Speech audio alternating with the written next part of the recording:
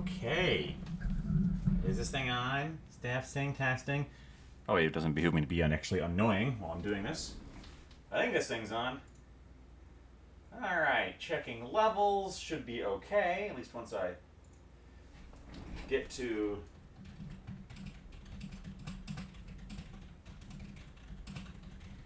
So I get closer to the mic anyway. Oh, well, I hope my iPad can handle this. Alrighty.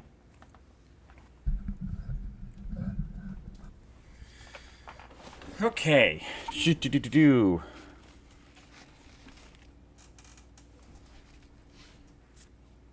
Wow, is it just... Why is it playing so many ads? Please stop playing ads. Skip.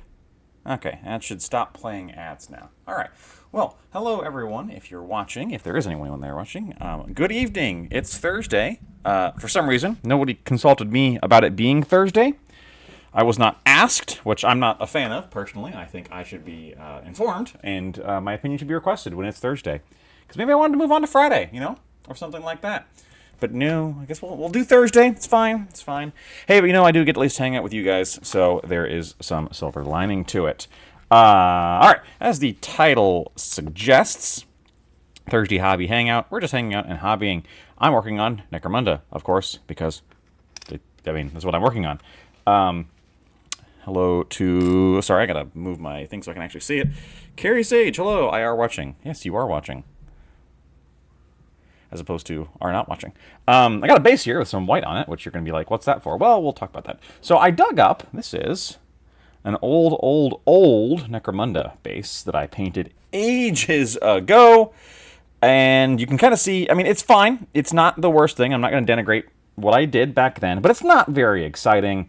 It's got, you know, I clearly put some metals, some coppers down for some variety, which is good. And then I put some green goo in there, because I guess that's what I guess I was like, ooh, green toxic goo. That's cool. It doesn't look great, though. It's kind of dull and not very lively, and it kind of fades in the background. And then the problem with matte varnishing metallics is that they get unmetallic-y. So I don't think I would do that. So for our Necromunda Base Mark II, we painted the rest last week. And then what I did is I went and put a white coat. Now, last week I complained that... hazard stripes don't go on everything. I only put hazard stripes on the good stuff. And then I realized, but why? Why not put hazard stripes on everything? It was a Hobby Hangout. It's Valhalla Melta. It's a Cody. Currently building the gang stronghold kit. Oh god, I've got that. Let me know how you think about it. I didn't like that build. I did not like putting that thing together.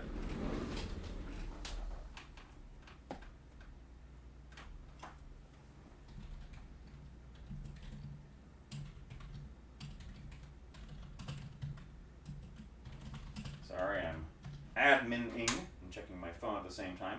Alright, so, kind of like I said last week, still making sure and practicing on focus. So, if this goes out of focus, I'm on a 60-second delay of what I can see on my own screen, just the way my monitor is set up. Someday I'd like to fix that. I'd have to get a new house to fix that, really. Or get a monitor wall mount, which I'm working on, but my walls won't handle it. So if anything goes out of focus, you need to just tap focus. Like, type focus or something like that, and I'll fix it as soon as possible. Anyway, we're going to do hazard stripes. And, like the description says, not that anybody reads the description on, you know, on a stream, because, you know, why would you? Hazard stripes don't need to be as hard as you think they are. Sorry, logging in. Oh, YouTube wants to kick me out. No, let me log in. There we go. Okay. There we go. YouTube. Munda bases are silver base, covered in typhus corrosion, wipe off in a good bit after it's semi-dry. Whereas the rest of Stormhood Silver. I didn't like this gang stronghold was by far not the worst terrain-based piece I've ever built. It's fine. It's not like the old Age of Sigmar plastics that sucked. It's just I didn't love it. Oh my god, my iPad is bouncing, going low battery, because it can't decide whether it wants to charge or not. So, if for some reason it fell apart, I just wouldn't be able to see the comments. Anyway, I keep going off track. The way to do Necromunda base or hazard stripes on your bases is, first off, probably should have done this first, because then I could have weathered it along with everything else, but I didn't do that. Oh, well, not a big deal. I painted white on there. I'm going to clean up the white real quick. We're going to clean up the white with some, by basically kind of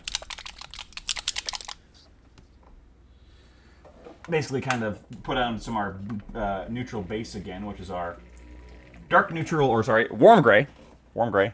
Doodle-doodle-doop. We're going to put some of that down on the white I spilled.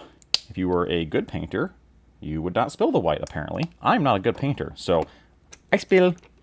I make messy. Yeah, Rise or Rust, I think I said this last time. I have a complicated relationship with that stuff because I often kind of over-apply those light oranges like that. And then it looks too bright and too lively. So we're just going to use this neutral gray. We'll rewash this later. Right now it is just resetting the neutrality of that spot. So we're not going to worry too much about it. And then there's two ways you can do this. You can paint the yellow or the black first. But in both cases, these are two of the Games Workshop paints I haven't found a replacement for, which is Contrast Imperial Fist and my true #1 fave,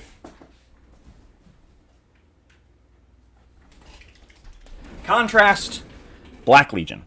You can see this is a very well-loved bottle. Both of these paints, I don't love a lot of Games Workshop paints, or rather, I don't love their bottles. The paints are actually quite fine. These two, I've never found something else that does quite the same thing. No, the Army Painter speed paints are not the same thing, because these are not good speed paints. In fact, if you try to use these as contrast paints, they'd suck. They're very, very pigment dense, and they don't do the contrast thing. What they do is flow like magic off of your brush onto the surface. Now, just like any contrast paint, you do need to shake the absolute bejeezles out of them.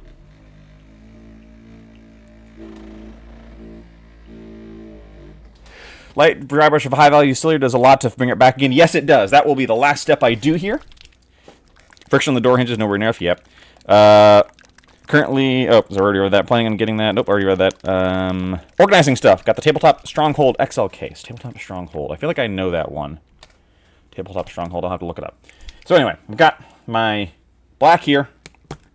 I'm about to paint Hazard Stripes on stream without any warm-up, so YOLO or something.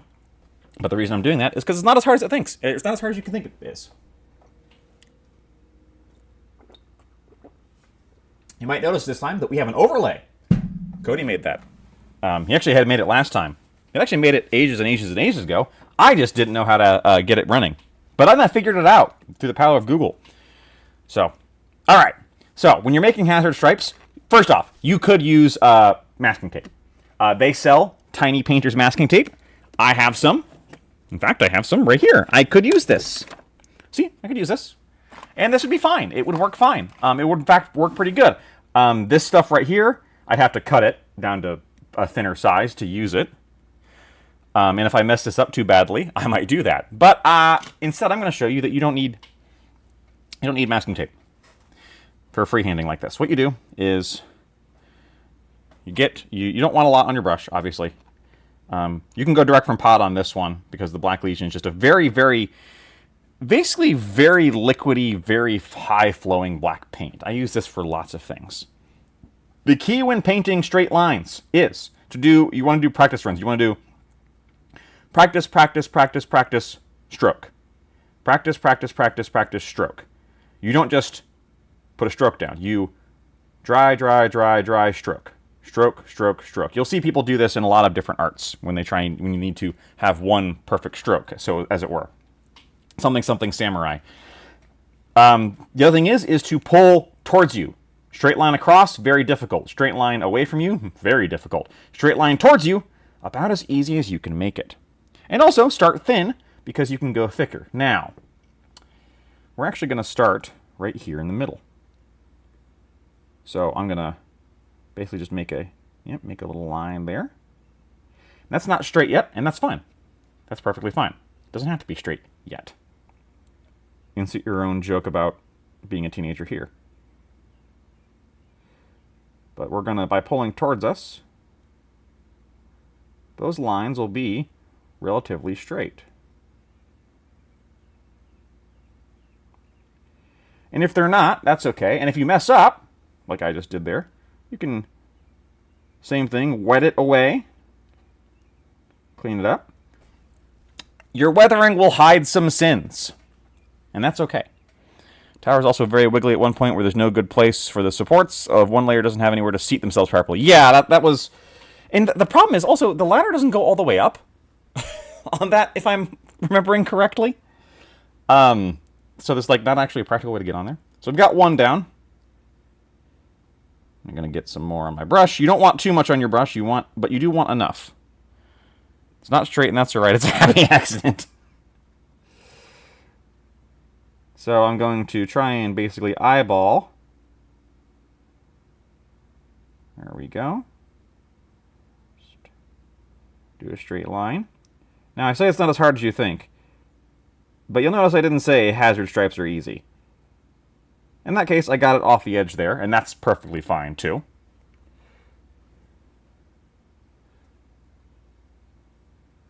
Because we can fix that later.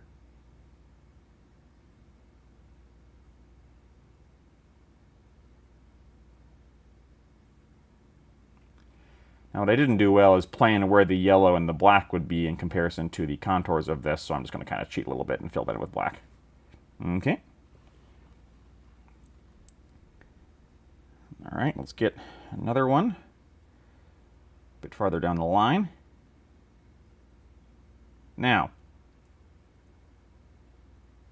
this is one where having a straight, nice brush would help, but you don't necessarily want a sable brush for this, because contrast paints tend to run up the sable brushes and get up in the bristles. After all, you can make a gunk take because it fits on the support of the towers. Yes, it does. And don't be afraid to go at it from different angles. Like right here, I need to fill that in. I'm not going to come at it from that angle. I'm going to come at it from this angle.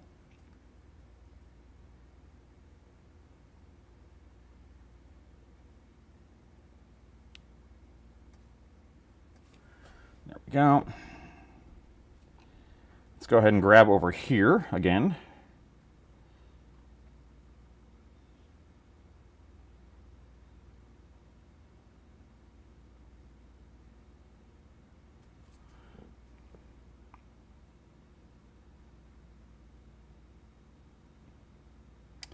See, I got impatient on that one and didn't do any practice strokes, and I paid for it. So, as is often the case, we are our own worst enemies. Now, here's the nice thing about this, though, is if you mess up at this stage, and this is why I'm doing the black before I do the yellow, I could easily, if I want to, reset this entire thing, because I have a nice, highly covering white. I don't know if I talked about this last stream or not. I don't think I did. I think I did that off camera. But I use... Yes, I did. Note, the video image is flipped horizontally, resulting in mirrored text and you looking left-handed. Oh, you know, I just noticed that. Let me see if I can fix that, because I am not left-handed. Because I know something you don't know. I am not left-handed. Because, now, here's the reason why is because the video is flipped vertically.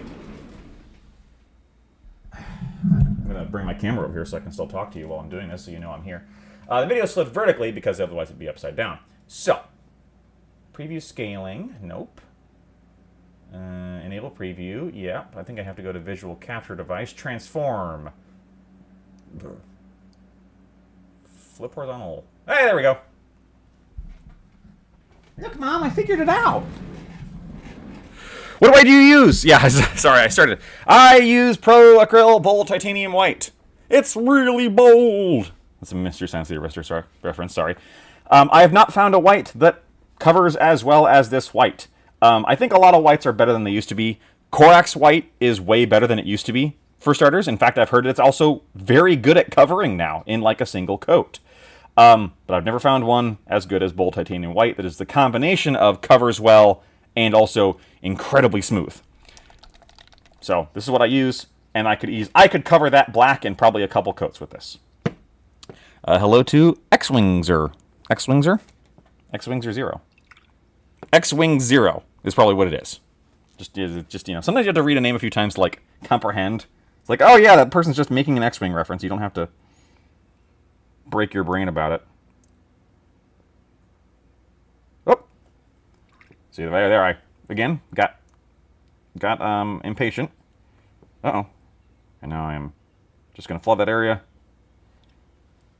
I think this is one of the most important skills you can learn, is just, you can just completely undo something with a bunch of water if you're fast enough. Viola! Haha, it's like I never screwed that up. Of course, you will, unfortunately, do what I kind of did there and wear away some of my washing, because I hadn't varnished it in yet. And that's why some people varnish in stages. I know Vincey V is a good old fan of that, where he just, like, varnishes all the time, because then you can slop on everything and just not mess it up. Paying for a noodle bottle of Black Legion, sip, sip. Cody, if you donate money to your own channel, is that tax deductible? I think it is, right? Like, that's how that works. I grabbed a bigger brush. I'm going to actually see if this works. Oh, hold on. That's not going to work. Okay. I've been using my hook brush so often. I'm going to switch to an actual nice brush. And by nice brush, I mean one that I just haven't opened and used yet. I got these Ghost brushes. Like, it just says Ghost China. I have no idea who makes these. They were on the shelf at the game store. They're incredibly cheap. But for synthetic brushes, here's the thing. You're going to use them up anyway. So, why pay for brushes that you're going to destroy, right? I have Kolinsky sable hairs. I take care of those. There we go, see? I'm going to straighten this one out a little bit. Oh, and I kind of undid my own work there because I unevened it there. And now it's way too chunky. That's okay. We are... So again, I'm going to blur, blur, blur, blur, blur, blur, blur, blur. Blur, blur, blur, blur, blur, blur, blur, blur, blur, blur, blur, blur. And then, whatcha? Now here's the thing. That looks really bad, but that's actually quite fine because of what we're going to do next. There we go. That gives me an opportunity to show you the power of the Monument White. But first, I'm going to finish these, and then I'll go over and fix it with the Monument White. I have had an absolute hell of a week. On Sunday, I had food poisoning. Like, after the stream on Sunday, I went and got Domino's, and I had the tomato Parmesan chicken. And I guess that was a mistake, because I have not been that sick in most of my life, I think. So, spent all the rest of Sunday and most of Monday on the floor of my bathroom in the fetal position, when I wasn't over the toilet in the fetal position. And then I went straight from there to getting a wisdom tooth removed on Tuesday. Had to get my last one popped out. It was a surgical procedure, not an easy one. As far as tooth surgery goes, that was actually about as good as I've ever gotten it. He did have to put his knee into my chest to get it out, so, you know, that sucked.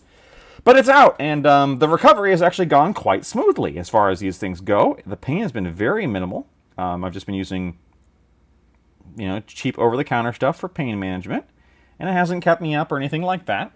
However, today is kind of the first day that I felt normal in a long time. And I'm still not quite 100% normal. I'm sure I will sleep very well tonight.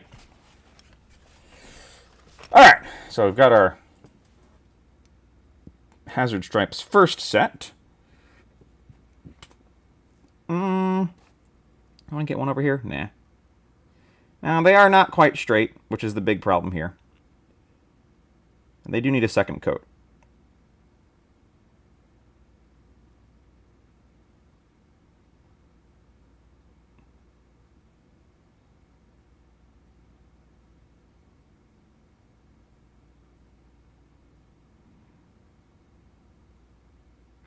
Now, I will say that this is going to take longer than the rest of the base combined. So, and the best way to save some time would just be mask it. So, I am by no means against masking. I just wanted to show you that you should not fear the freehand just because it is not perfect. If nothing else, you can say that these hazard stripes were painted by a servitor, and it was done poorly because they're a servitor and they don't care.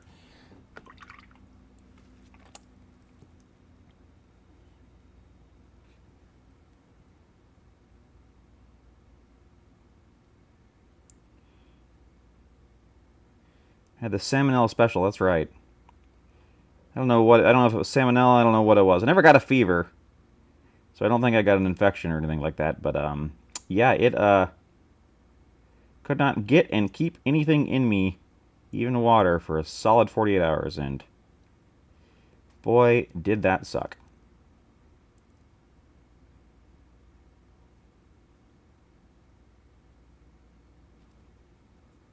Oh, that's why you gotta wait for it to dry, because I picked up my own paint there. Stupid, stupid, stupid. I got tape for this, Havoc 48 Mac says. So yeah, and that is the wise thing. I have tape, I just don't have tape that's thin enough. I'd have to cut it. I had the thin tape, I used it all up. 8-bit sweater says, sick meeting you guys at Depcon. You too, thank you.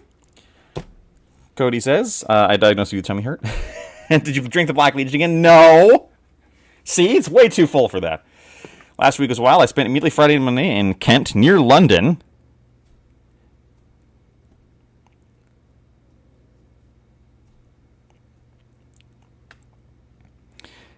Came back to Edinburgh for 2 hours, went to Stirling for a concert, got home at midnight, and went to Newcastle until Monday. Good Lord.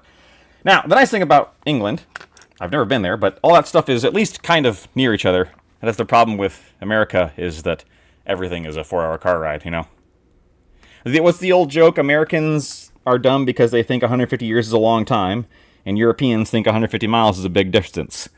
And because in America, 150 years is a long time, but 150 miles is nothing, and in Europe it's the opposite, because everything's really close one on top of another, but 150 years ain't nothing, because it's like, yeah, we've got buildings that are 450 years old. Oh, is it a museum? No, my nan lives there. Still think you should use that masking tape. I mean, yes, let's be very clear. The masking tape would have looked better, right?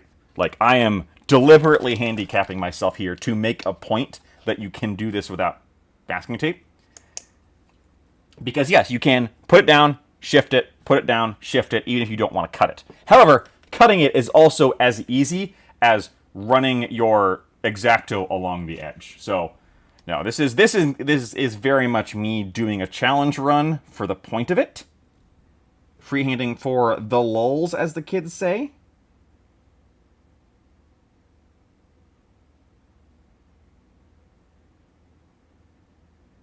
But look at that. See that white just cleans that up immediately. Oops. In fact, it cleans up so well, I just made that thinner by accident. I'll have to fix that.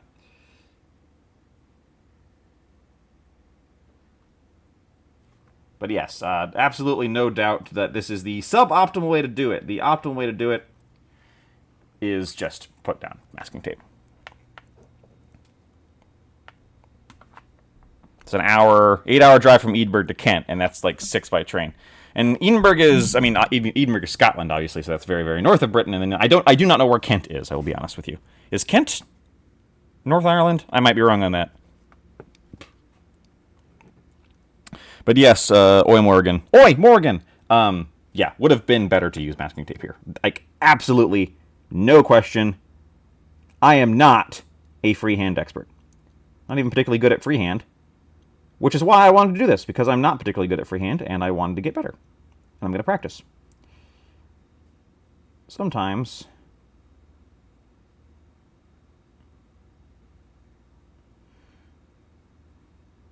alright. We're going to clean up that one little blob there. Kent is south of London. Okay, so and London, of course, is at the very south of Britain. Edinburgh is a moderately south of Scotland. Oh, okay. Well, that's the capital of Scotland, right? I think so. Listen, I only know where Edinburgh is because of Medieval 2 Total War.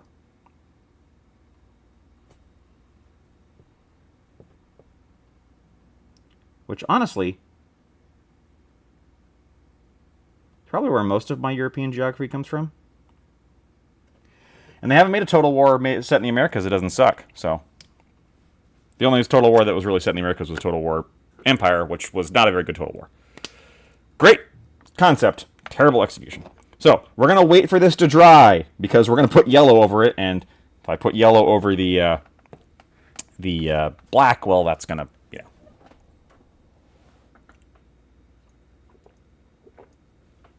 That's going to be a bad thing. So we're waiting for you. I don't know if I got to show off last time.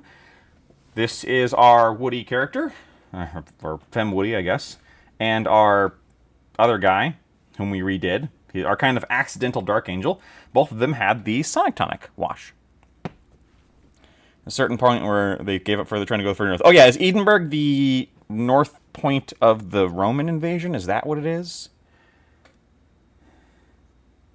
So anyway, this is what they look like with the tonic on. And here's the nice thing about these guys, is we could call her done. Like, this is a perfectly fine tabletop-ready model. It's not astounding. It's not going to win any awards by any means. Like, this is not amazing. There's no highlighting on here, so it looks a little not poppy, right? But you could put this on the table and you wouldn't be insulted to see it, and you wouldn't be sad to put it on the table if you painted it. So we're going to let her sit for a while because I want to get the guys who aren't table ready, and then I'll go back and highlight them. So, oh, I just broke his stupid. That's actually still in modern day England. That's Hadrian's Wall. Okay, yeah, okay. Gosh dang it, his flail broke. Can't believe I did that. Well, I mean, yeah, actually, I very much can believe I did that because I'm me. Luckily, this not being a metal model, when I put the plastic glue on here to fix it, it will actually glue and not just, you know, splorp around uselessly. European, Swede, with 477 miles nearest official GLV store, so we also have some distance. Okay, to be fair, Sweden is a little bit of not an anomaly, and I guess I should, the Nordic countries, they know what distance is still.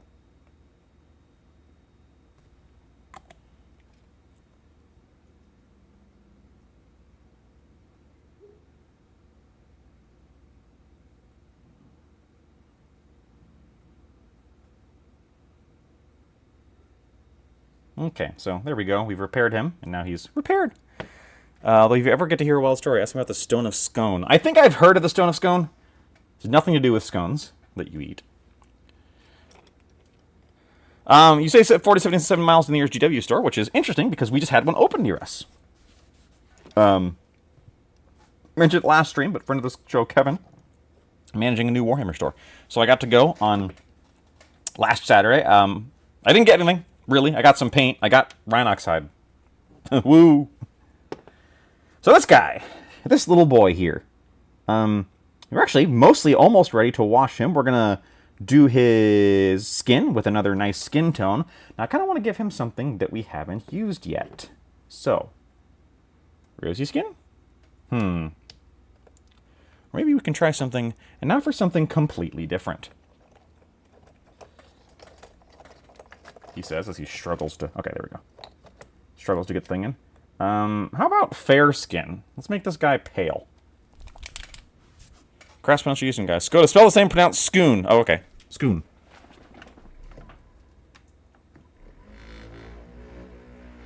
I used to travel to the Scoon on my bus to high school. Sorry, I'm bending over to Vortex Mix because this paint has been sitting here for a while, and it's a skin tone, which means it's nice and, well, it means it needs a lot of mixing. One thing about the Fanatics paints, and this is not a complaint, because you should be doing this anyway, but they do need a lot of mixing. This is none of the Fanatic paints I've heard. I do not have proof of this, so don't quote me as being gospel. I've heard the reason they cover very well is because they have lots of titanium white dioxide, which is a very opaque pigment added to them. That's why they cover well, but it separates a lot. So, supposedly, that's why you have to mix the heck out of them. All right, let's get this guy some fair skin. My fair Hive Scum.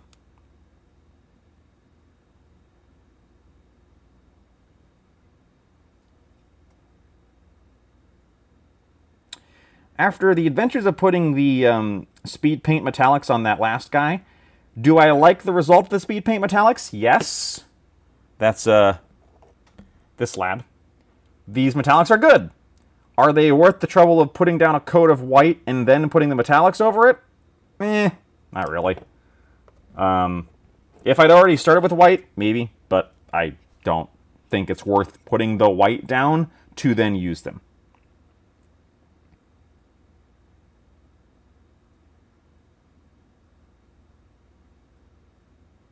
So we're going to leave a little bit of the shadows around his wrist.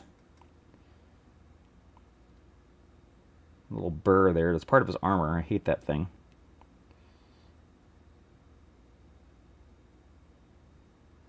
Oh, you know, I did forget to set up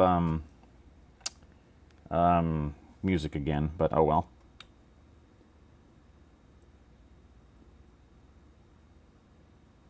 Now for the greatest hits of... I don't even know what joke to make. I was trying to think of... Jesper Kid, organ music. Stone Destiny held... Oh, yeah, okay, Stone Destiny. I have heard about that. And they loan it back whenever Westminster Abbey needs a new monarch needs crowned. So his last one was good old King Phil.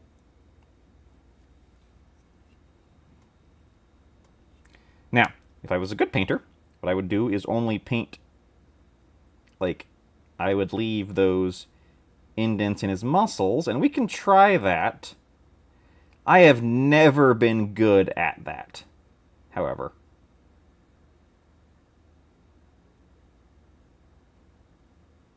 Now, I know, of course, you don't want to judge it after a single coat of very light paint. But with skin tones, I am unfortunately still very much an amateur who needs to use kind of the... relies on the wash to tell him where the depth and shading is. Sorry. But, once again, you don't learn if you don't try. So right now, we're going to try.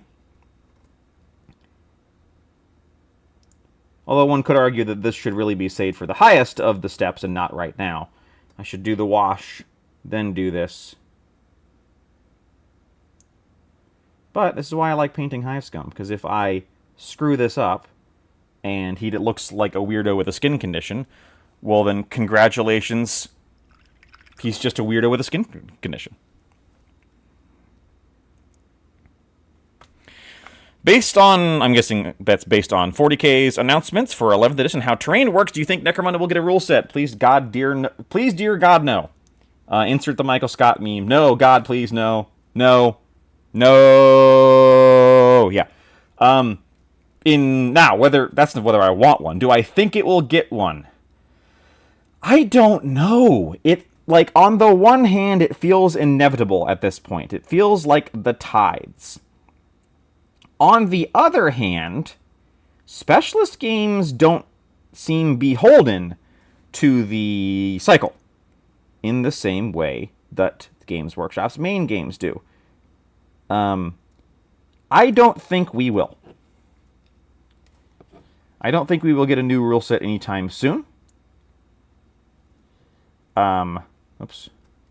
I think that it doesn't, yeah, I just, Given how well it seems to be doing, I don't think that that will be their priority anytime soon. I think that we are more likely to see a revival of Warcry called Mordheim than we are to see a new Necromunda rule set. I have no information based on that, by the way. I just think that GW cannot be ignoring how popular Mordheim is in the popular sphere right now. I mean, relatively, right? It's an indie game, okay? It's not, oh my god, Mordheim isn't, breaking down the banks. But, people are talking about Mordheim. And Warcry, partially due to their own fault, but for whatever reasons, Warcry is not. We've now abandoned this, by the way, and we're just going to paint this. I'll do this later. I'm not liking how that's looking. So what I think that they will do is we will get a game. I don't know if it will be Mordheim and set in the old world. I think it might, because that lets them do this thing that they love doing where they don't have cross-kit pollination, right? Because that was always the problem between Old World and Age of Sigmar, and why they killed some stuff in Age of Sigmar, and why certain Old World factions are sleeping, is because there's too much kit pollination, and the bean counters don't like that. So I think what they will do is either they will make a new Mordheim that is set in Age of Sigmar, won't be called Mordheim, but it'll essentially be the Mordheim, or they will just make a new Mordheim and they'll set it in the old world and it'll just be an excuse to try and get people to buy Mordheim stuff instead of using ancient free rules, because Lord knows they hate nothing more than you using ancient free rules that you didn't have to buy or rebuy. However, that wasn't the question you asked. The question you asked was about Necromunda. I don't think so. I do not think we will get a new kit or a new core set. Certainly not anytime soon. Will we get one eventually? Yeah, probably. Unless the, unless the world's petroleum supply goes so completely topsy-turvy that plastic-based miniature games are no longer tenable, in which case we won't. But if that happens, I will see you all in Fallout. I'm going to go jump in the air during a nuclear explosion and become an environmental storytelling skeleton. But anyway, yeah, assuming nothing, assuming everything Games Workshop continues to Games Workshop, I don't think so. I don't think they need to. Ah! I just dropped my painting handle. Flood it! Lor, lor, lor, lor, lor, lor, lor. There we go. Flood it and then slurp it up.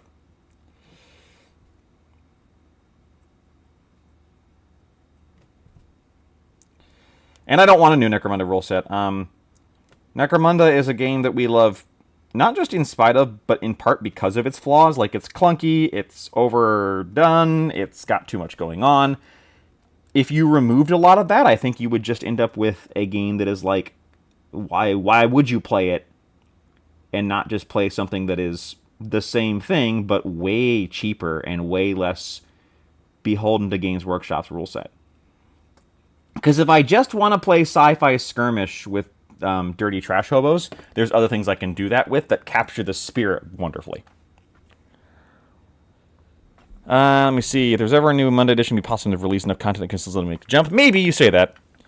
You can't answer this. Look for Necromunda adopting 11th edition stuff. Oh, okay, like adopting 11th edition rules changes? No, because Necromunda is still using Warhammer 40,000 7th edition rules changes. Warhammer didn't adopt, or Necromunda didn't adopt 8th, 9th, or 10th. They're not going to bother with 11th.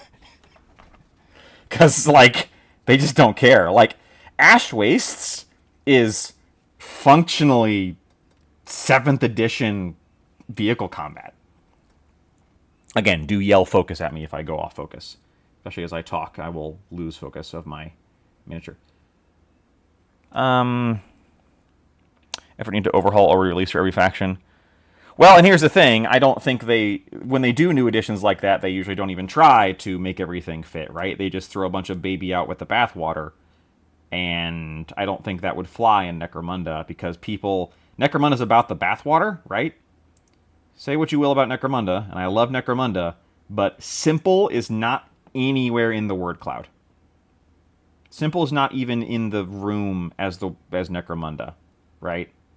Like, that's not why you play Necromunda. You don't play Necromunda expecting simplicity. You don't try and make it. Yeah, so I have the Necromunda 1995 rulebook, and unfortunately I don't have the source book, so I don't have the rules for the models, which means I don't know if I can actually play it. Now, I could find that online for free, I'm sure. But I've noticed that the rules have not changed as much as you might think. What has changed is the amount of stuff, but the rules are kind of mostly like... It kind of plays mostly the same, really. See more campaigns in the next year. Box set or 4-book set. Hoo boy. In the next year? Sure. In the next year? Sure. I don't know in this calendar year. I don't know if in 2026. But between now and April 16th of 2027, I could see that. I don't believe a new edition of something Mordheimish because it's such a low investment game. Necromunda has hundreds of different weapon loadouts and 30 books for us to spend our money. Yeah, if they did something Mordheimish, it would be with the goal of getting people to spend that money that they're not spending. Like, the only reason they would do something Mordheimish is somebody at GW, and the decisions there are made by, it's a corporation, so it's made by people who do not play the games, right? It sounds very cynically, because I know the rules are written by people who play games. Like, people often go, oh, well, they're just cynical. No. Like, the people who are writing the Games Workshop rules really do care about 40k and Necromunda. But the discussion of what products to release, less so. So yeah, it would be somebody looking at all the buzz about Mordheim and going, "This is money we're leaving on the table. How do we get our share?"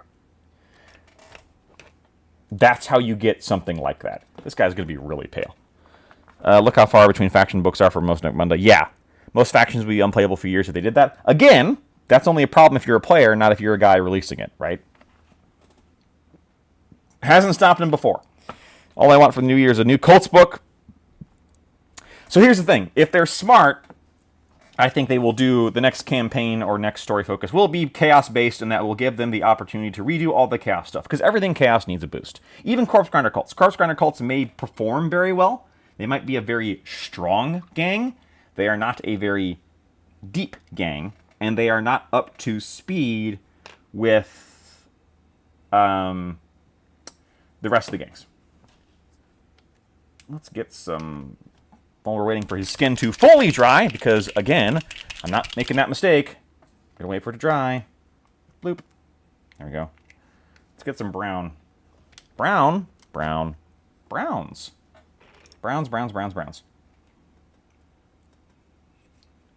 All right. So we'll get some straps. Wait. Hold on. We're dumb. We're being dumb. What am I doing? I need to paint the metallic before I paint the straps, because the metallic's going to... Also, that strip brown is way too light for that. Metals. What metals do I want to use for his plate armor? Let's just use a good old-fashioned metal, silver somewhere. What have I got? I think I just have the P3 metal out, so we'll use that. Not because it's particularly great, but... huge problem for the people releasing it, the people who won't touch it because they can't play it with the faction they like. Yeah, you'd think, and yet Games Workshop has a history of doing it over and over and over again. Now, maybe they'll learn from that history and they won't do it, but all I'm saying is it wouldn't be the first time. I am very cynical when it comes to releases, though. I am not the person to talk to if you want feel-goods about business plans, because I'm like, well... They're probably going to bork it up in a way that I hate it personally. See, there we go. Now we've got his metal all metalled. That one we have to do after the straps. See, I'm learning. That brown is still lighter than I thought it would be. We're going to darken it down, though, so let's just trust the process.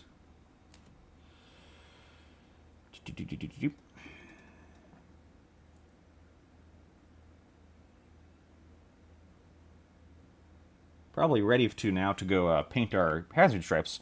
So let's get the brown on this guy, and then we'll I became cynical when they promised the rules in Gathering Storm would all be compatible with 8th edition, and yeah, they lied. Sugarcane Adventures, how's it going? Great, how are you? I have recovered from my food poisoning and my teeth, mostly, to bring you some stream, and of particular delight to you, we did some freehanding. You kind of missed it. I'm very sorry. We freehanded some hazard stripes, although we're going to go put the yellow on in a bit. Fiverr is a much better freehander than I am. I am practicing, though, because I want to get good. And to get good is to submit to the mortifying ordeal of being kind of bad. Or as Jake from Adventure Time put it, the first step to being good at something is sucking at something. I think I'm phrasing that wrong, but, you know. I never watched Adventure Time, actually.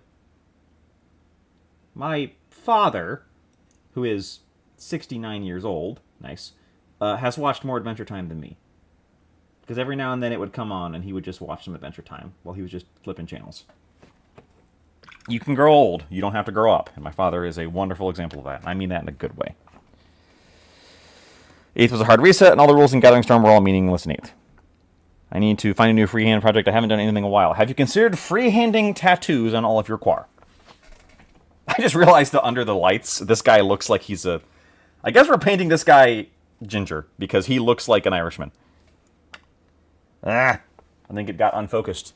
You guys gotta yell at me. You guys gotta yell focus at me when a man is unfocused.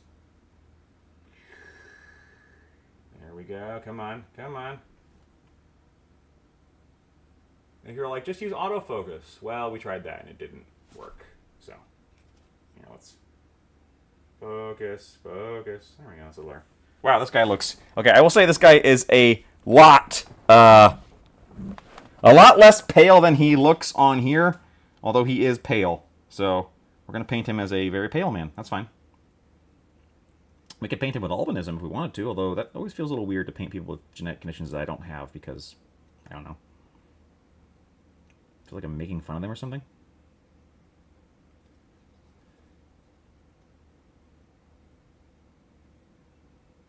Being very messy with our paints here, that's okay.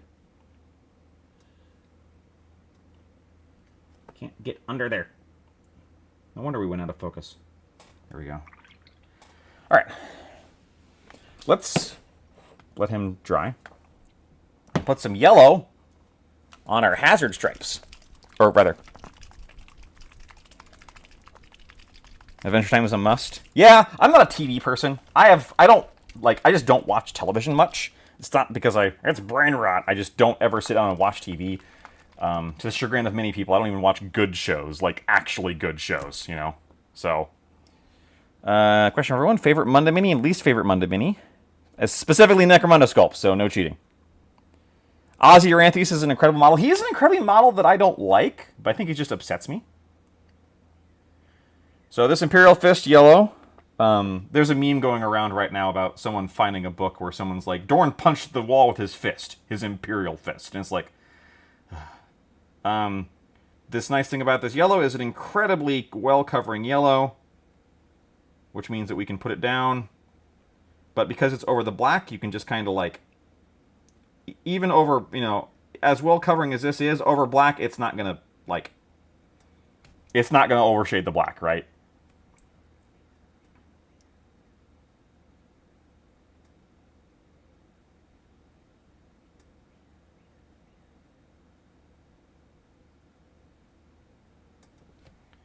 So,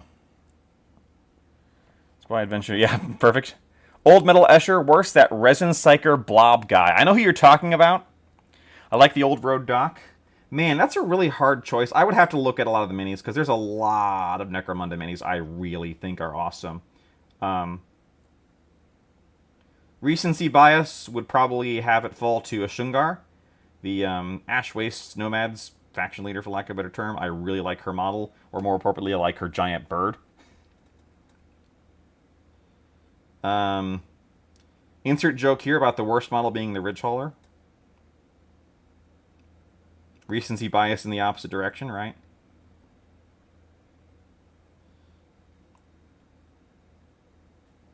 Alright, so those hazard stripes don't look particularly great. And that's okay, because we freehanded them. After this, we'll do some... But you know what? From a distance on our Hive Scum, those will look pretty okay. And we can clean up some of those... the places where it looks bad is actually where it falls into the edges. And we're going to put a wash over it. That will help a little bit. And then also we can clean it up with some black. The Corpse Merchant's great. The Spiker is great. The Spiker, yep. I really like the Haunt, the Palanite Haunt. That's one of my favorite minis they've done in a long time. The Deserter is a very simple sculpt, but like I like the Haunt so much I've got one behind. I haven't built him yet, but I mean I've got him right here. Haven't built him. That's not in focus, and it's not going to focus, and I'm not going to redo my camera to focus it. So, yeah. We're going to wait for that first coat of yellow to dry, and then we'll do another coat, and then we'll clean it up with the black, and then we'll put a wash on it. Has stripes look sick? Thank you. They look better on camera than they do in real life, which is kind of the point. This guy, on the other hand, looks worse on camera than he does in real life, which is funny. Always want Necromunda rules for my kill teams and vice versa. Kill team is so weird. So, Kill Team 2020, or 2016, 2017, whatever the new one. Why do you have bullets on the painting? Oh, I'm sorry. I was showing off the difference between two bullets to somebody else. Those are not related to anything I'm doing. Oh, you see, one for me and one for the government when they come to get me. No, Dome resin cables are miserable to work with. Yeah, I can imagine. Oh, they're a nightmare to build. I'm sorry. Yeah, oh boy. See, if I wasn't painting, I would stop the stream and go look at Necromunda models on their website to determine which one was the one I liked the best, but I'm not going to do that because that is how ADHD wins. And I can't let the ADHD win. All right, focus. Out of focus, in focus, out of focus, in focus. There we go. Okay. Yeah, I was explaining that there was two bullets. One was a 357, one's a 38 special. I was explaining the difference between those to somebody because they're not the same bullet, but you can put them in the same guns and do the same things and all that stuff. All right.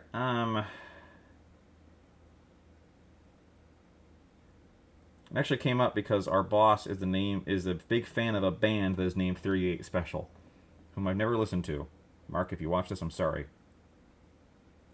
I have nothing against 38 Special, the band. I just don't know them.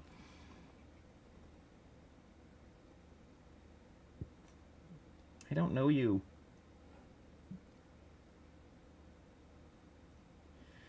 All right. I always hate getting the edge of the straps like this.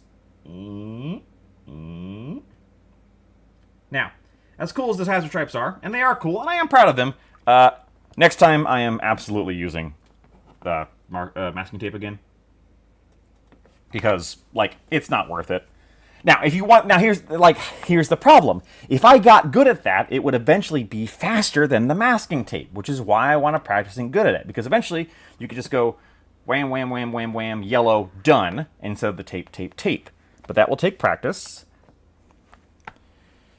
50 BMG can technically... that is... I mean, technically, yes. There's other issues there, which is the 50... I believe the joke there is if 50 BMG wasn't meant to be loaded in a 12 gauge, why did God make them the same size? And the answer is, well, that being said, I think the issue there is more about pressure and safety. A 50 BMG would absolutely detonate almost any shotgun. Source, I am American, and as we are all born with inbuilt knowledge of ballistics and explosive powers of various rifle caliber rounds. Do not load 50 BMG into your shotgun. Actually, just don't load 50 BMG unless you really know what you're doing. I don't. I don't think I've ever loaded 50 BMG or handled 50 BMG. I've seen one once, and it was a dummy round that somebody had brought to a museum.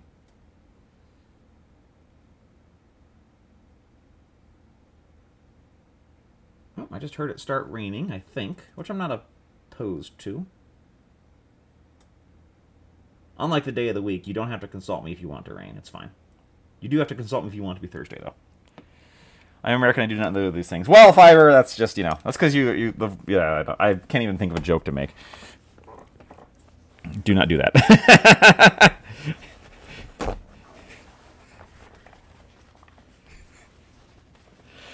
You say that, Valhalla, but people, the thing about America is if you are a 21-year-old adult, there is nothing stopping you from buying a shotgun and a 50 BMG round. And we are not going to get into politics of whether that is a good idea or a bad idea. But I will tell you it is a bad idea to buy a 50 BMG round and load into a shotgun. Okay, so.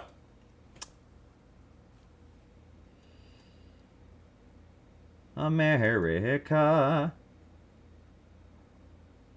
America.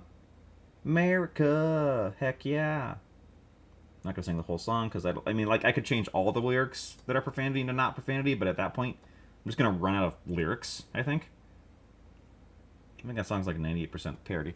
I've never actually seen that movie. I've only seen the Team Fortress 2. Speed paint markers work great for stripes and base frames, but not much else. That didn't even occur to me to try a speed paint marker for hazard stripes. I'm gonna mark that down as an idea. Because that sounds like a cool... Yeah, I bet that would work. I have a speed paint marker. I haven't used it yet. I have the metallics. Just haven't bothered to break it out yet. Don't know why. And then for the average Brit about firearms, Air Cadet. And you only joined the RAF. You could have been a pilot or a mechanic. The RAF. Look, even as an American, 98% of my knowledge about that comes from playing Bolt Action, so...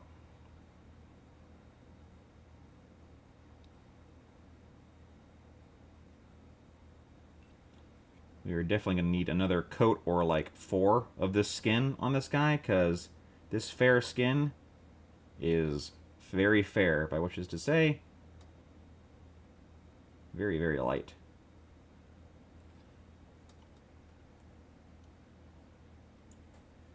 Get your little fingies.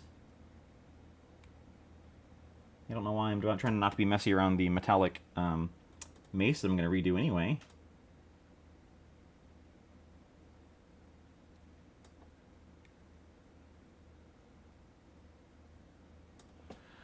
Air traffic control. Oh, there we go. I think they have a hazard stripe stamper. They do. I have not broken out my stampin' plates yet. I imagine what you would do with that is paint it yellow and then stamp black on top. I'll have to ask Brent what the intended use case is. How to get my new stamps out and like actually play with them. I'm still not very good at using the stamps, unfortunately. I'm just going to redo this glove anyway. It's too dark. As we talked about this on another stream, the problem, quote-unquote, with the stamps is that it is definitely a skill that one must work at and acquire. Which is, you know, everything we're doing here, so that's not a particularly bad thing. Shiny new goblin stamps. My shiny stamps and me. Shiny stamps, shiny stamps, shiny stamps and me. Shiny stamps, shiny stamps, shiny stamps and me. That's right, you didn't think you'd get a Fairly Odd Parents reference on this stream.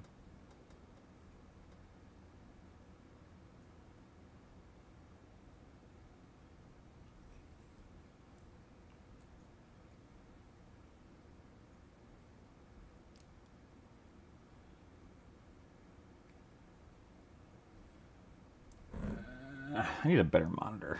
That's one of the things I'm going to work on. Because if I'm going to keep doing this...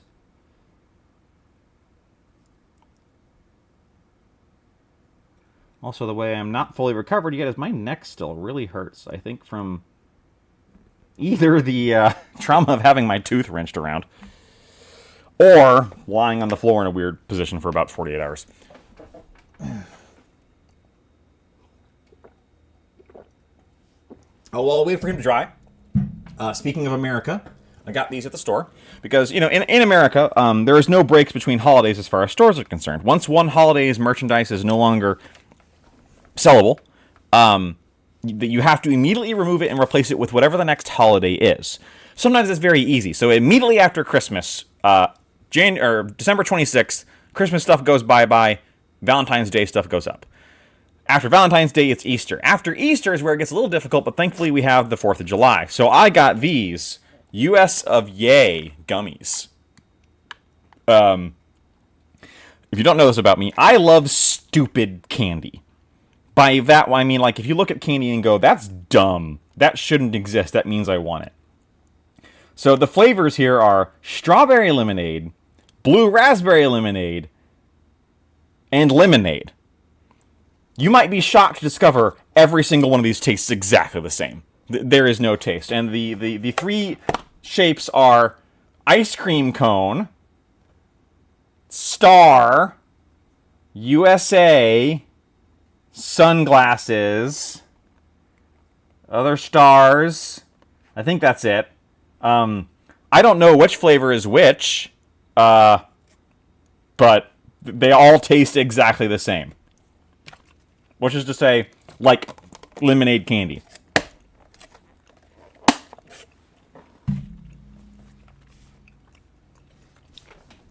They're fine, but I'm allowed to eat them because they're soft. So I was like, I need some kind of sugar. Man, this guy is paler than pale. This guy makes me look tan. Okay, we got the browns on there. We got his browns on his straps on his back already. We're good there. We're going to do his glove, and I'm going to redo his skin more. Oh, no rocket? Yeah, no rocket! No rocket. Just, may contain tree nuts, peanuts. How? Where? Yeah, no rockets in here. Which it feels like you want like fireworks, but no, nothing. It's the US of yay. They taste like freedom. No, they do not. They taste like lemonade and diabetes. Diabetes. After Christmas is New Year's. Yeah, but New Year's doesn't get its own stuff. Like, New Year's gets champagne. That's just out with the Christmas stuff. And then they leave it out.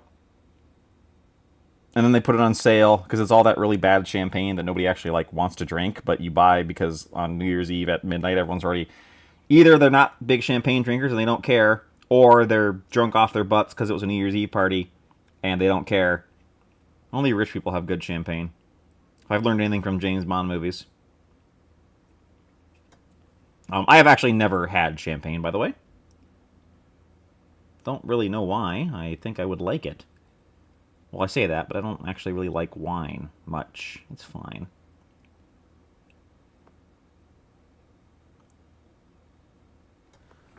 Again, please do let me know if I go to sequence. Yeah, I know tree nuts are in every warehouses, but it's They're excellent hazard stripe pattern crafting paper tape. This is a godsend for Nectar Train. I actually have hazard stripes. Look, like, if you're trying to tell me that because my freehand hazard stripes are bad, don't worry. I have about 40 solutions for painting hazard stripes better than I painted them here. Why do we paint hazard stripes? Not because it is easy, but because it is hard. I swear by the end of this decade, we will have a man paint hazard stripes on the moon. Thank you, John F. Kennedy. Good luck with Marilyn Monroe. And Duck. Anyway. So yeah, I have about 40 different things I could use to paint hazard stripes better than I painted them today. And I opted to use absolutely none of them because, anyway. Because sometimes you gotta do it for the vine. This guy's... I just realized how much bigger this man's right bicep is than his left. Forget leg day. This man just only works out with his right arm.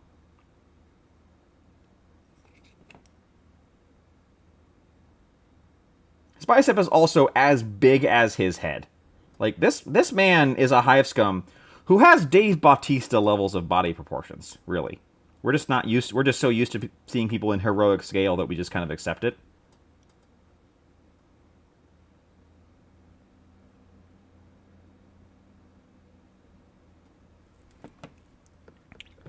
Also, New Year's have excessive Planet Fitness foam hats or fingers. Yeah, it's mostly in New York Times Square. Are you interested in Goopy Hat and Hobby Stamps? Useful new memory.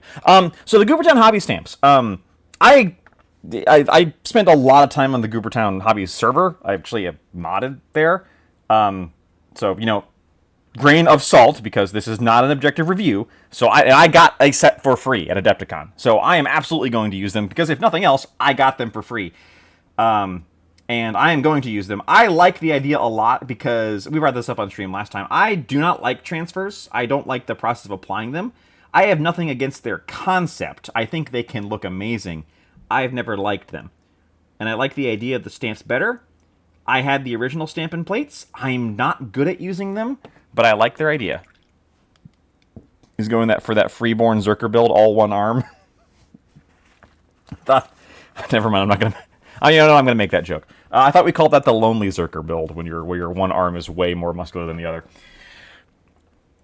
But yes, the Goblin Hobby Stamps, because I don't want to leave out poor Casey of eBay Miniatures Rescues, who was the other partner in that partnership.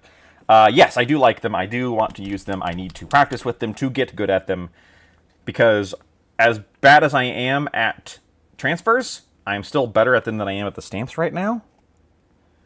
However, so yeah, I plan to use them. Once I figure out whether I like using them or not, I will do a video on them. But I am not going to do a video of me blundering through how to use them and not doing them well, because I don't think that would serve anybody.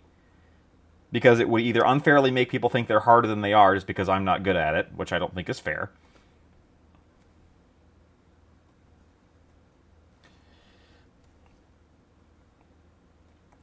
But, you know, that being said, due to my position as kind of knowing Brent fairly, at least kind of okay well. My opinion on them is technically not objective. So, I did not help make them or anything. I have nothing to do with their creation except being on Discord when they were made. And that doesn't really matter for much. I think I might choose Spires, and both makes the box come with 4 wings instead of 2 and actually have both weapons options for each suit. Maybe. I'm going to be very honest with you. Nobody in our campaigns has played Spires yet, either in any incursion gang or a normal gang, so my knowledge of them is, at this point, still entirely academic. It is, I've read them, I've seen people's videos on them. What if Zerkers do that on purpose so they can just have a more regular arm so they can browse Corpse Grinder? Ow! Wa-da-da-da-da-da. I mean, okay, I know we were making a grinder joke, but if someone was like, oh, you should log on to Corpse Grinder, I know I'm not the target audience anyway, but I think I would not log on to Corpse Grinder. Uh-oh. I got 3% battery left. I might have to let this charge. Not my camera or anything, my stupid... If you tell me you're not charging, I'm going to... No, you're charging.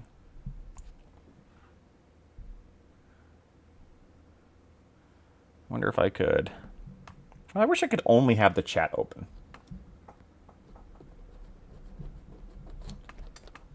Sorry, I'm futzing with my... Okay, so yeah, it lost that. That's fine. Plug in. Charge. Wow.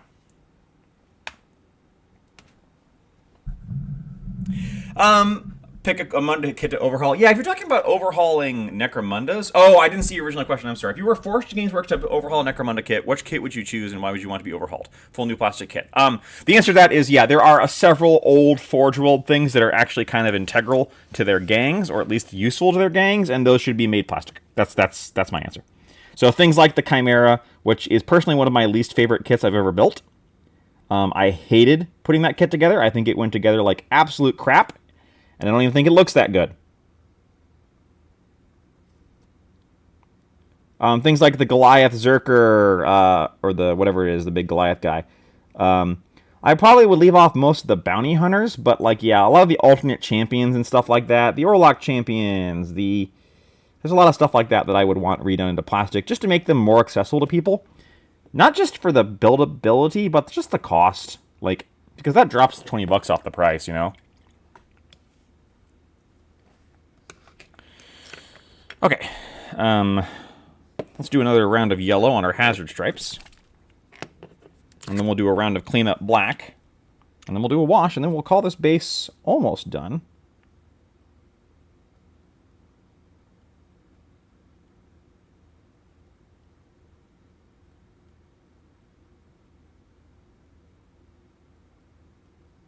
There we go. That yellow was nice and strong. And it's not too bright yellow, which means it'll grunge up really nicely. 1 second, I need to stretch. Ow. Ow. Ow. Yeah, my neck is still not feeling the best, but it'll pass. All right. Let his skin dry, Josh. Let the skin dry. Let's bring out another guy who desperately... Well, here's another guy I painted that is ready to go. Like, he's washed. He just needs some highlights. But he's fine. Playable Hive Scum. Nothing pretty, nothing beautiful. But you know what? Wouldn't be ashamed to put him on the table. Pissed to have started in Enforcers who are... Or pleased to have started... Blessed to have started with Enforcers. At least said pissed. And I was like, what the hell are you talking about? Basically entirely plastic other than the haunts. Yes! And the haunts are new resin. And new resin is not bad. The new Forge World resin. Alright. My first game against Spires was a full 5 stacks since it was the Primus campaign. Kept my leader and heavy champion from the fight. Yeah. Bottle in round 2. And then Venators are entirely kit mashing. Yes, correct. Correct Amundo. Alright, so this guy. We tried something with this man, which is painting yellow on there. I don't like it. I know the thing to do would be to like use dark colors on his the rest of him and have that yellow be the pop color. I do not like where that's going, so I'm gonna do something else with him. Let's see if I can. There we go. Yeah, out of focus. Out of focus. In focus. In focus. There we go. No. Yes. Maybe. There we go. Okay. No, yes, maybe. One second. I'll go over my phone real quick.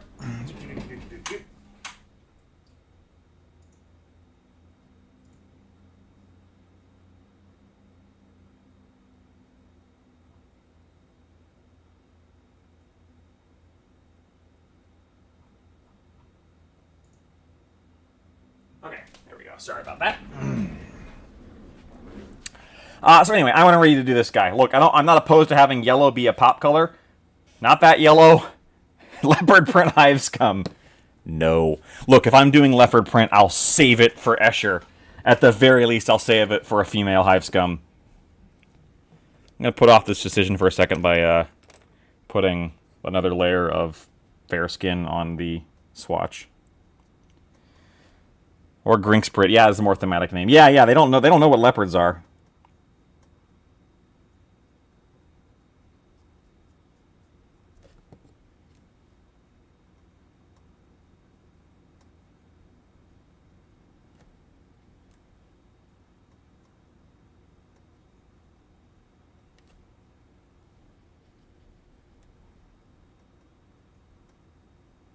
Okay, another...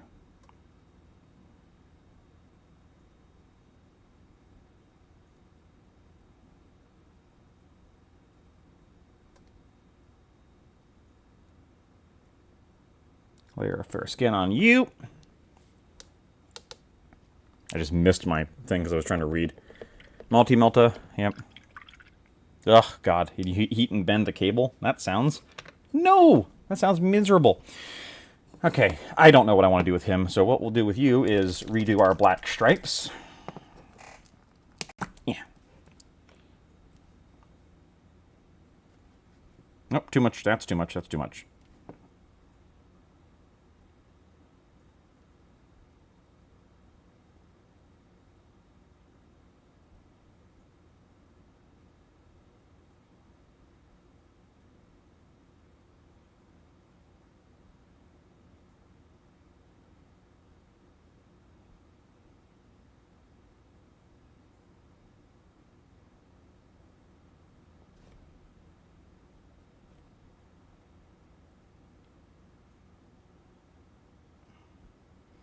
Sorry. Not talking a lot here. Reflect on your life choices. There we go. Okay. I'm reflecting on mine and thinking, well, you proved your point about freehanding. And what you proved is that, well, you're not afraid to look bad on camera. Ah! Whatever, we're going to leave that there.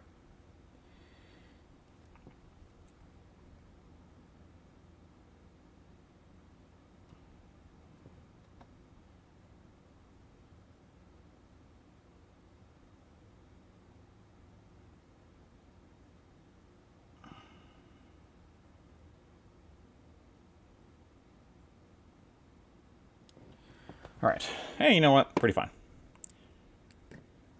We need chat emotes. Look, I don't even know how any of that works. I'm going to be very honest with you. That's a Cody question, and Cody is not here. Yeah. Uh-oh, did the stream freeze? What? Hold on. Stream freeze, or is that an issue?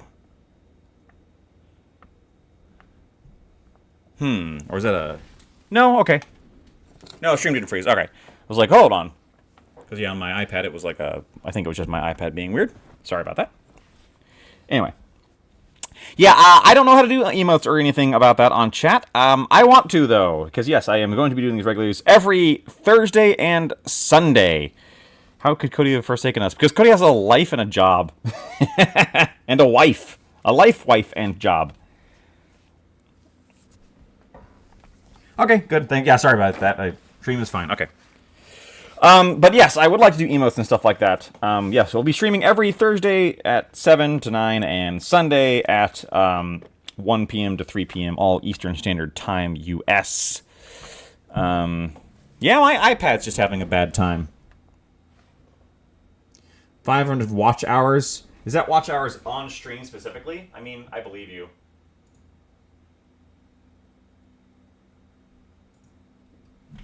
Dang it, it's focused on the likes to focus on the painting handle instead of the guy. I wish it did not.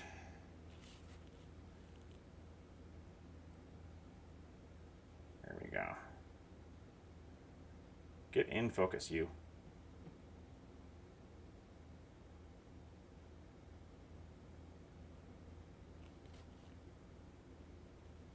There we go. Now, if I could keep it that zoomed in, I'd actually prefer that. If I hit autofocus. That didn't work. Nope. Thank you for coming with me on this exciting journey of Josh figures out basic camera workings. In my defense, it's hard. Okay. I actually wish I could keep it that zoomed in, but it doesn't want to. Imagine having a wife, life, or job. But yeah, I can't imagine it. If Necromunda would be on the calendar next year, what would you want as either player or arbiter? As both Chaos Rework for all the Chaos cults, Chaos Helot cults, Chaos Infected gangs, and Chaos Corpse Grinders. Yep. Basically the cults book, yeah. What Valhalla and Melta said. Yeah, that's what I want. I want there to be new toys for our Chaos things. Huh. Well, you know, the stream's fine, but my iPad's just not loading the video, which is actually fine. I don't care. I just want to see the chat, so.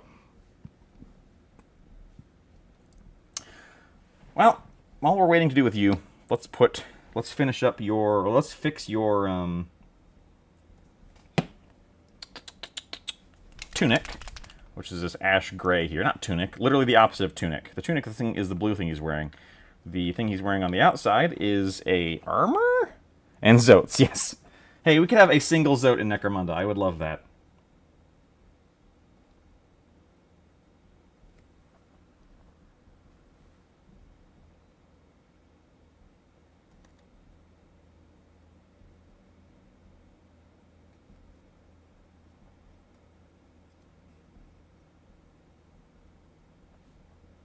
Alright, that was what I need to redo.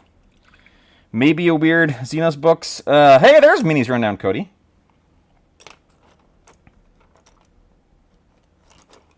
Speaking of people making emotes, he says menacingly to a man just logging on to be nice and say hello to his coworker.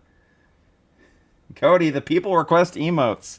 No, and by the people I mean one person, and by request I mean, wait, would that even work? Does YouTube have emotes? I thought that was only a Twitch thing. Gonna be honest with you guys, I don't engage with YouTube streaming a lot, except as a person who does it. Or rather, I mean, I watch a lot of YouTube streams, but they're always while I'm doing something else. I never actually, like, watch and chat on YouTube. I also don't chat a lot on Twitch, to be fair. Eldar Bounty Hunter or something? Maybe. I'm fine with Necromunda. I mean, and I'm not a Xenos hater at all. I love elves and stuff like that.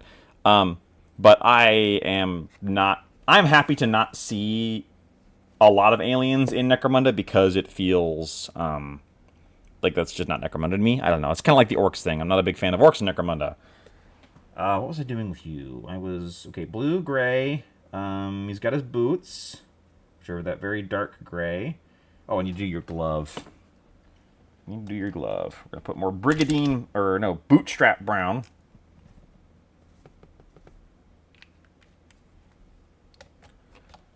On your glove.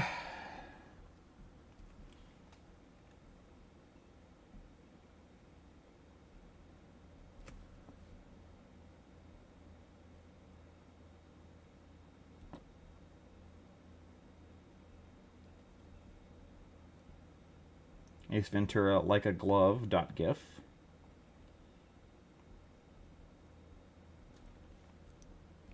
I don't want an alien gang, but I would like the odd Dramatis Personae. I guess.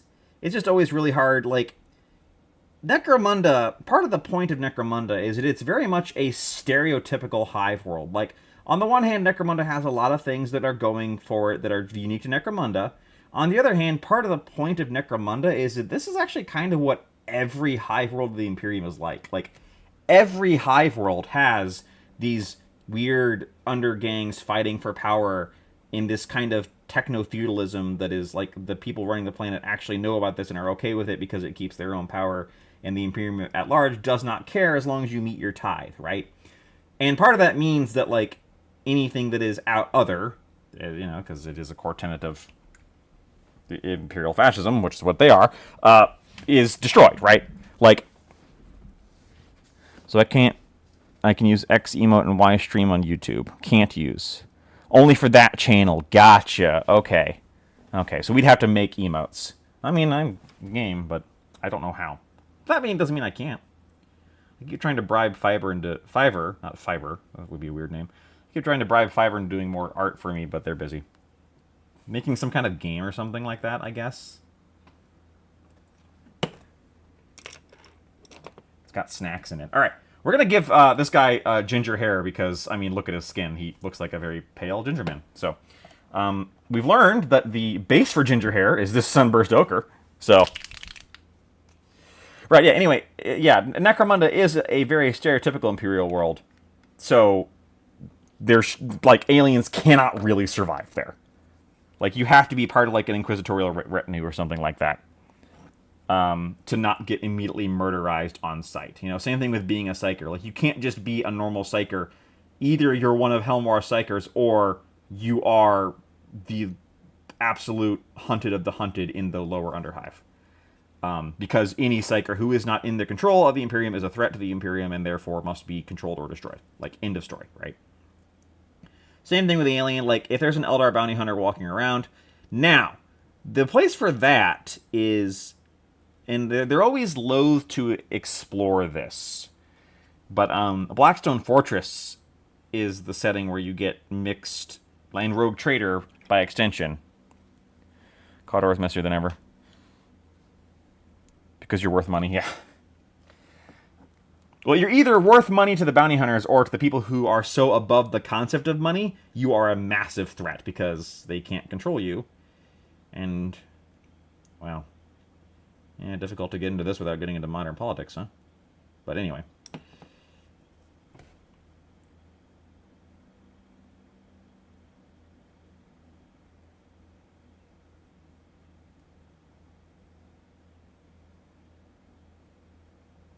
So, now that we've painted this man as Ginger McIrish,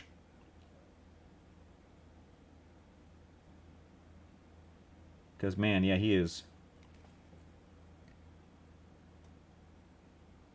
the most pale man I've ever painted, I think. I miss Blackstone Fortress. Yes, I love... So, Blackstone Fortress was not a particularly great game.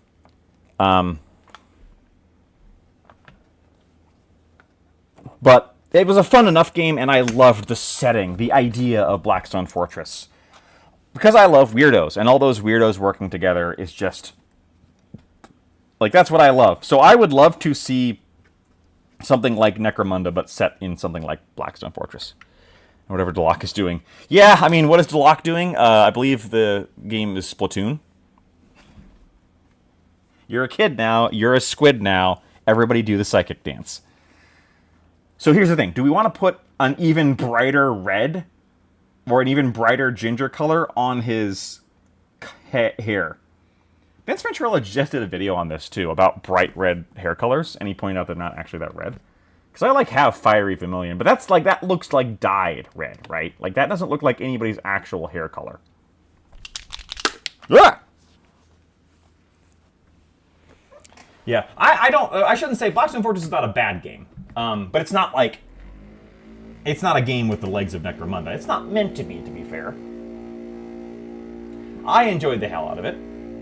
Like many player versus environment board games, once you figure out how to break it, you can break it and just win. And, you know, if you want to play that way, you can, but... Alright, we're going to put down this. Oh, that is orange... You know what? Let's do it and see what happens, okay? We did freehand hazard stripes for the vine, so we can do the orangest orange leprechaun color to have ever been an orange color for the vine. And it will get deadened down by our Sonic Tonic. Or sledge juice, or marine juice, or whatever you'd like to call it. Our Omni Wash.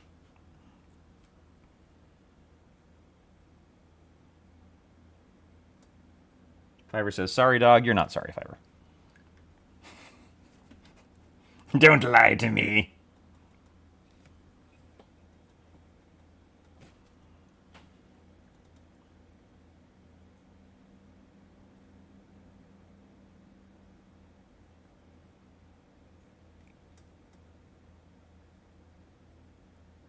Of course, those of you who've seen the logo and stuff know that our own Cody is also not exactly a shabby artist himself. So, maybe we'll get some emotes. However, again, the whole job and life thing means that we'll get them when we get them. Flavatown gang? Oh, gosh. Damn for the Vine, we old. Hey! You know what? Vine is forever. People buy up the Sisters kill teams? Why are they buying up the Sisters kill teams? Are they... Which one's, the Novitiates or the less old one? Because if people are buying up the Novitiates kill teams, I gotta put mine on eBay, because I never even put it together. Okay, we got gloves. We're gonna do the metallics afterwards, because we don't actually want the metallics to be washed. We got the brown, black, so once he's dry, we will put a... Well, he's gonna need another hair layer. Let's go back here, and put a nice layer of everybody's favorite wash. Take your gutses. That's generous. Hey, you say that, Cody. I mean, get over, Cody. You're talking about me, who can't draw worth an absolute dingus. So to anybody who can draw anything, looks amazing to me. Anyway, favorite wash? You all know what it is.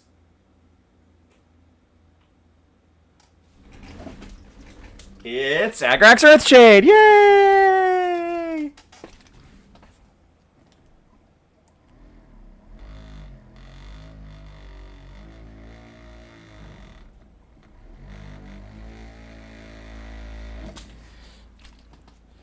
One more wondering where to go post-Aranthian succession. Oh, I see.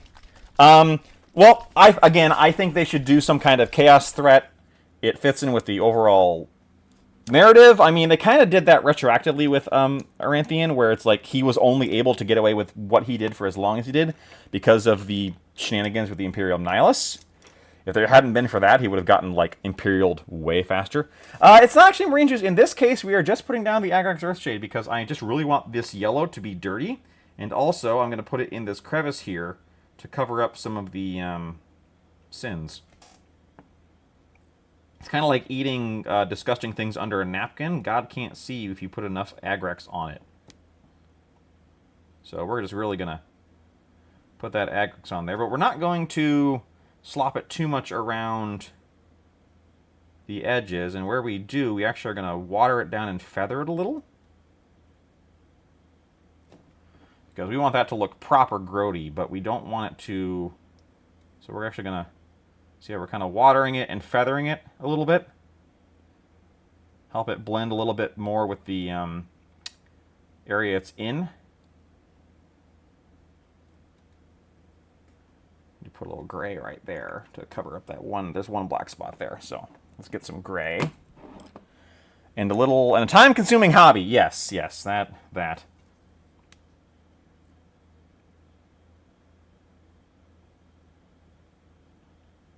There we go. So we're actually just putting this gray over this line.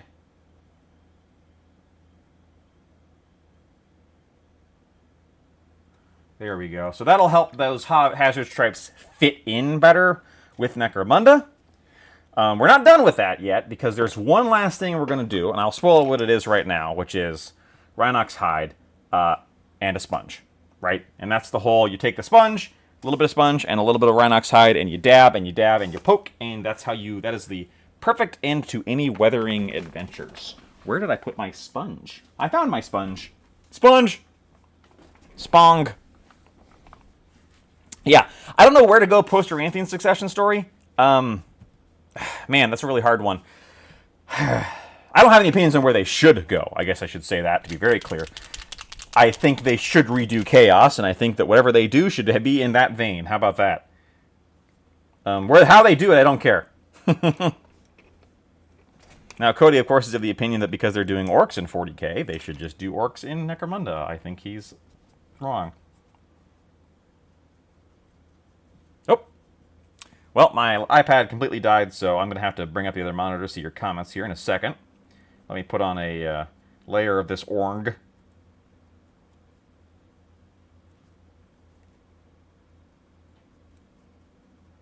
Onto our swatch, our painting swatch here.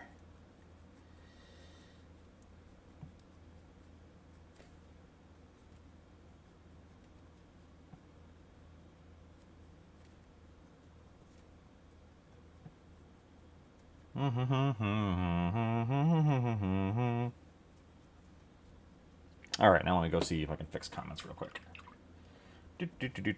Oops. Okay. All right. Well, you're useless, so you move. Stupid iPad. Yeah. Phone! Hello, phone.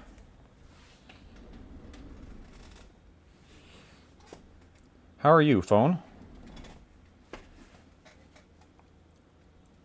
Your watch history's off. Yeah, no crap. Miniatures.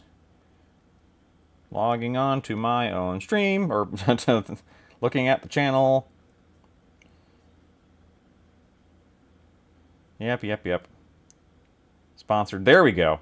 Okay, now I can see the comments again. What'd I miss? Nothing. Ads, that's what I missed. Another chaos insurgency, proper campaign in the fall of the one high sea that fell the corpse grinder cults, more than just uprising. Every super jail and noble vault has been broken into, looted, or dragged out to the Hive War, so probably some demony shit fell through the cracks. Yeah, like exactly. Like this would be a great opportunity for, hey, Aranthius, do you like accidentally mean to set that guy free? And he's like, what guy? And then Aranthius gets mulched by a greater demon.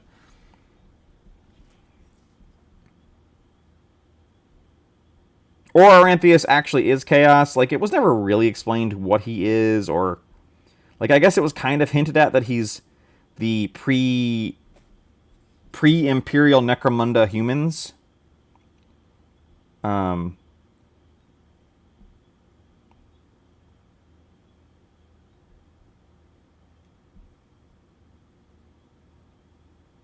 But like, man, I cannot stress enough that Azantium never had a plan for dealing with the Imperium. Like, the threat was always, if you don't take care of this, we're going to exterminatus Necromunda, or send the Imperial Fists in and everyone's going to die. And Azantium never seemed to have a way to, like, not get just absolutely killed by a Space Marines kill squad. Because that's what would happen, right? I think maybe something about the Demon Door. Now we have to contend with, yeah. Drive faster. I want him to drive faster so I don't have to think about what to do with you. Alright, what color would I paint his tunic, guys? Because we've got... Okay, let's look at our color options here. We've got his tunic. And his armor. And his pants. And the pop color, like, on him... We can do a pop color, because, like, this guy... These guys two have basically the same body, right? In fact, they have the same body. They have the same body and the same... running pose, legs, they just have different heads and different weapon options. So this guy looks way bulkier.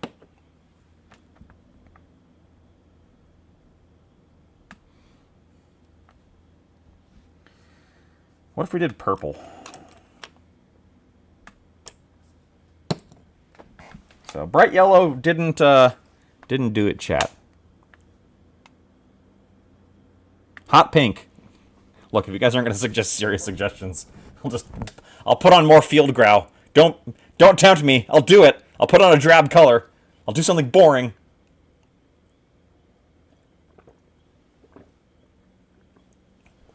I'm going to paint boring on one of these bullets and load it into a toy revolver and point it at me and be like, I'll be boring. I'll do it. I don't have a toy revolver. I don't have a real revolver either. Spoilers. Lime green. I hate all of you, you know that? Not really, but look, I'm not doing green because I've got two greens already. See? I've got green, we're done with green. We've got teal. We could do just good old-fashioned blue. Don't touch the beige.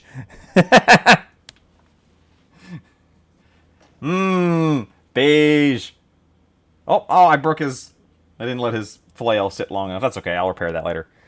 Ooh, look at this delightful color. Oh, that's warm flesh. That's actually not bad. Sorry, let me... What's the most boring color I own? I think the most boring color I own is this. Drab olive. Look at that. I mean, I have a swatch for that. I don't know why I'm showing you the bottle. It feels like a bit orange right now. Maybe blue aquamarine. I mean, yeah, it looks kind of more orange in the stream than it does in real life, where it's intensely yellow. Oh, I know. Let's just do red. How about a nice red? Because that'll highlight nicely. Oh, you know what? Let's make this guy... Your minis all break. Yeah, well, that's what happens when you're clumsy. And let's make this guy an Adeptus Mechanicus joke, right? Because this guy is a Dark Angels joke. Kind of. We'll make this guy an AdMech joke. We'll give... Because he's got a lasgun, and that's something AdMech would totally be cool with. So let's make him red, and then he'll have... like a... black armor so that the red doesn't, the red contrasts with, and then, yeah, so we'll make him a nice red. So let's start with a nice deep red. I think my favorite nice deep red is this, burnt red. However, could use something different than my normal go-to. How about beret maroon? We are not doing red and yellow.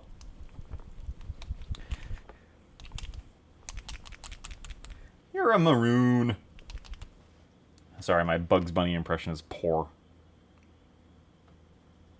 Ooh, that's got a little. I mean, it's maroon, so of course it's got a little other color to it. Get some water in there. Ah, yes. Cover up the eye-searing yellow with something a little less melting to my eyeballs. Well, that is, I mean, this is beret red, so this would go great on the top of someone's head. This is from the Army Painter. Pretty sure it's the British historical, so I'm pretty sure this is like British SAS beret red, is what this kind of is. They don't specifically name their colors after given forces. They kind of just call them what they are. But this would be a pop color that would go great on the top of a nice drab mini. So we'll use it as the pop color for his skirt. I know it's got a different name, but whatever. You can wear a skirt if he wants. To quote Eddie Izzard, it's not a girl's skirt, it's his skirt, because he's wearing it. Idiot. That's a quote. I'm not calling you an idiot. Alright. He's not a tech adept once, but he did push a button once the door opened. He wants the springs and the hives. Mitchell says, "Hi, Josh. I'm painting so I'd hang." Hello, Mitchell. You might know Mitchell from the hit show Miniatures Rundown and Necromundown, a great show about Necromunda, which you should watch. It's approaching 2 a.m. Need to sleep. Yes, go to hell to sleep. Condiment Man from Batman. No! We're not doing Condiment Man. You guys are the worst. I expect this from Fiverr. Alright. Okay, so got a nice beret maroon on there. If you missed it, Mitchell, we're painting the most ginger man in existence.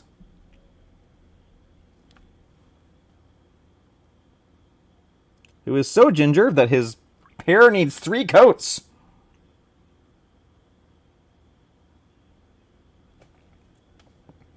Because even though this is an Army Painter Fanatic paint, it's still orange. Which means it covers like an impotent. There we go. So, okay, after that dries, we'll be ready for the tonic on him. Wait, who's Condiment Man? Condiment Man was a Batman villain. He, like, had hot dog and ketchup and stuff, and I think he was, like, a joke villain, and Batman was like, you need to stop.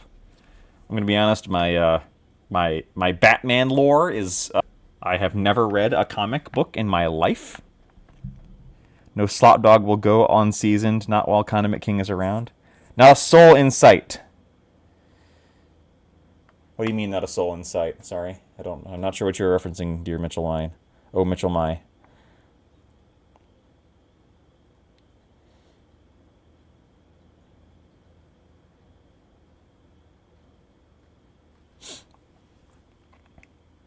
Condiment Man is a Batman villain. He texted Condiment. He just got an absolute version. Of course he did. Oh, no soul because ginger. Got it. That took me a second to understand. Okay. Which you'd think I would know because my last girlfriend was a ginger and made those jokes all the time. So she even messaged me today about something random. We still talk. We're just friends, you know.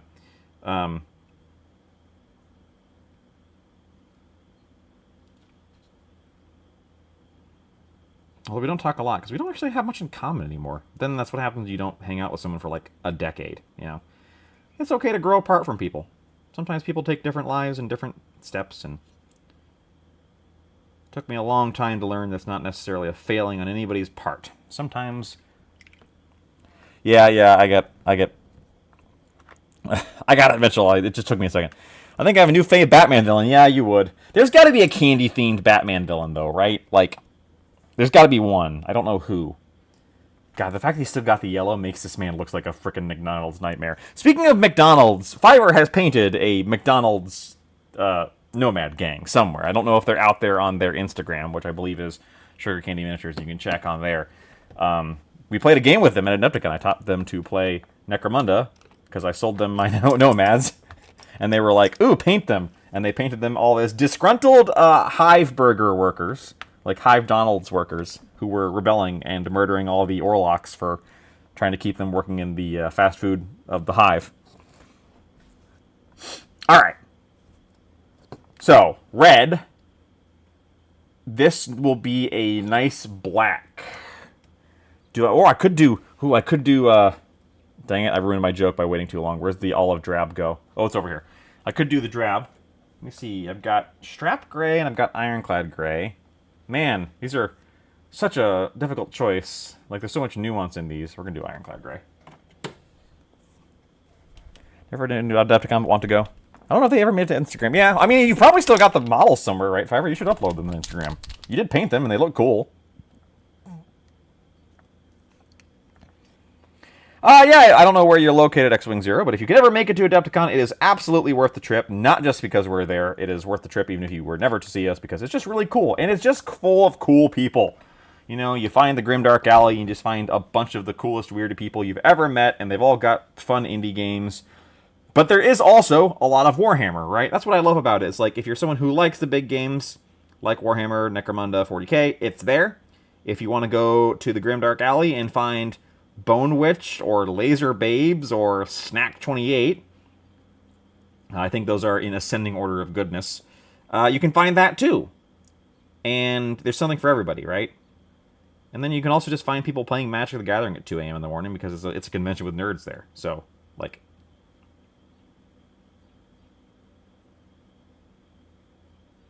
Which I meant to bring a Magic deck and actually play a Magic game, and I just kind of forgot to bring it, and then I was way too busy.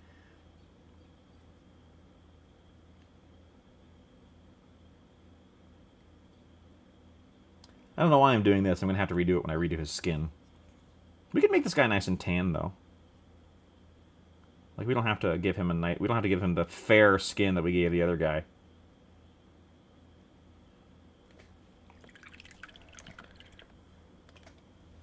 Oh, okay. Sound? Okay.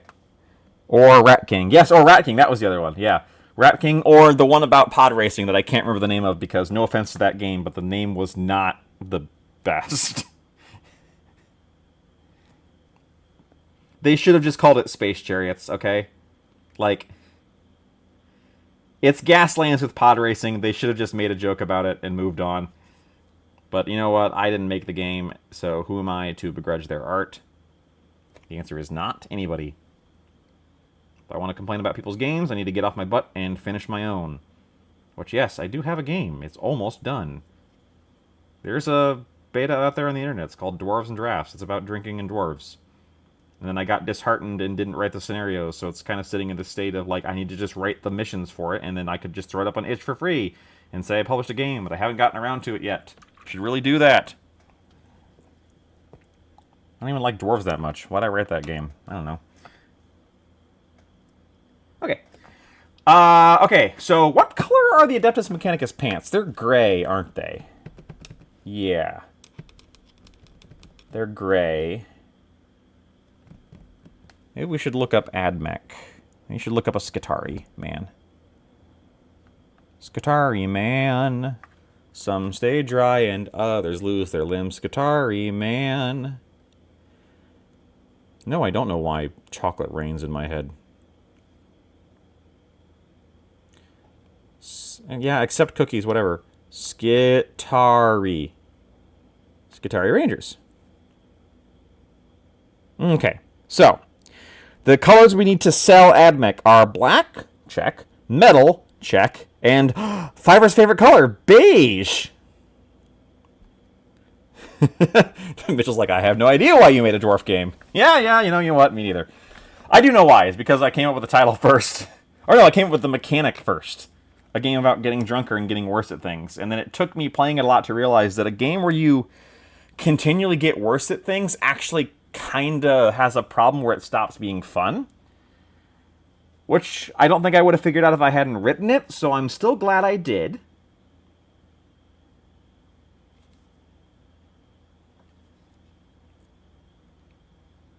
I should say, games where you are drinking and getting worse at things aren't fun if you're not actually drinking in real life, because that's its own reward, right? Honestly, I need to sell some of the old projects like the Necromunda Gang and my AdMech Army so make room for new ones. Yeah, I've been selling a lot of things recently, and I found there's Noble Knight Games, which is in Milwaukee, or outside of Milwaukee. Madison, sorry. And, like, next time I go that direction, I'm probably going to bring some minis to sell, because they will buy armies. And, there's armies I know I'm not going to paint or play, right? I'm not, I have Guard. I don't need Space Marines, too. So, I'm going to get rid of them. Anyway, his pants are going to be beige. Okay? We could make his robe top beige. Or his, okay, so, something has to be beige. Is it his pants, or is it his, armor?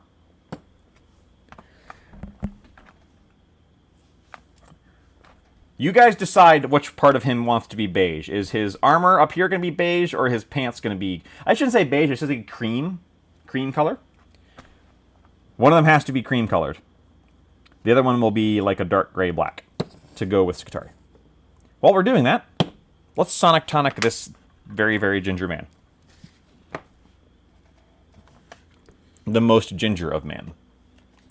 Red Dragon's like that drinking game. Yes, it is. The problem is, I don't actually enjoy drinking games that much. Probably because I'm bad at them, because I can't hold my booze worth a darn.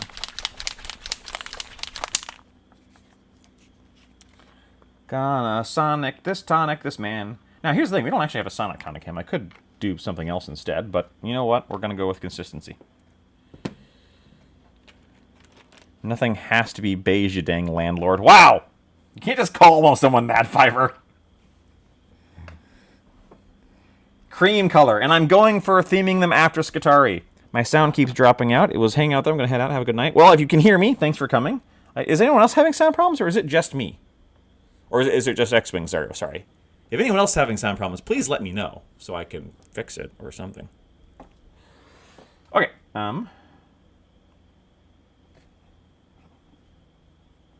Really just slop it on here. Splurp, splurp, splurp.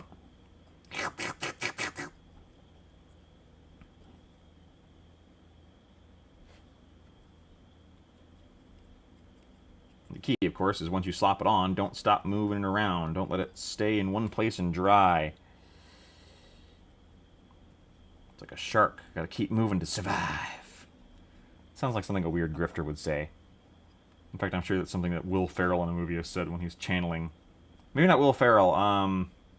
Who's the guy that always goes opposite him? Ah, crap. Can't think his name. Played the bad guy in Dodgeball. Played the Spanish news anchor in Anchorman. That actor. Oh my gosh, I can't remember his name. He's in a ton of different things. That's gonna bug me.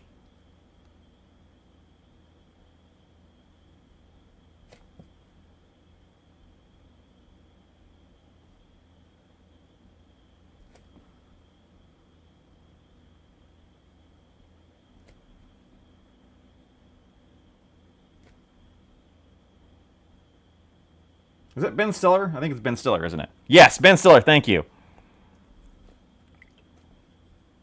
Yeah, I somehow forgot Ben Stiller's name, which is, you know.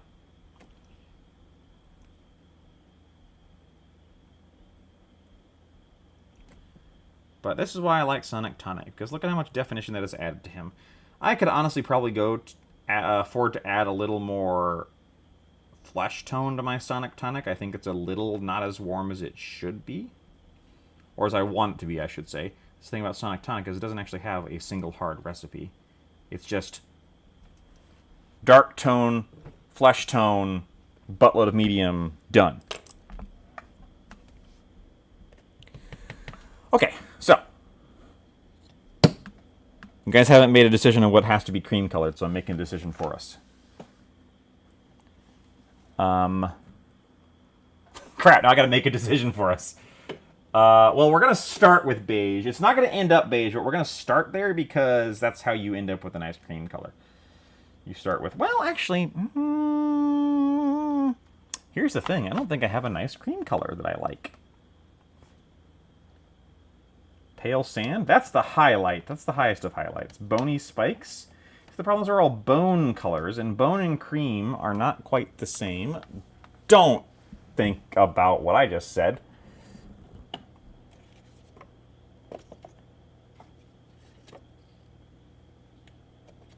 What about dark warm flesh? Would that work as a cream color? This is a signature series.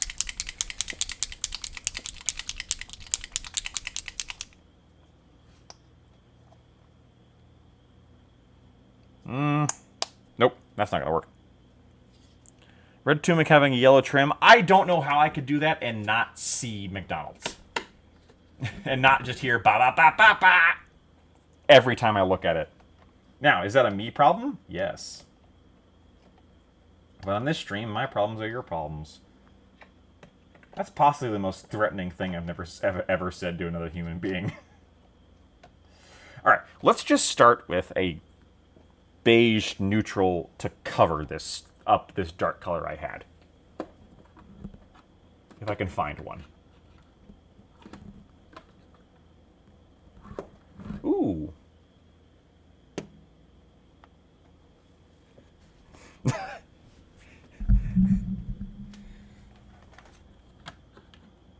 I think I might have found the cream color I want. Oh, hey, I found it. I found the most landlord color. Beige gray. Look at that.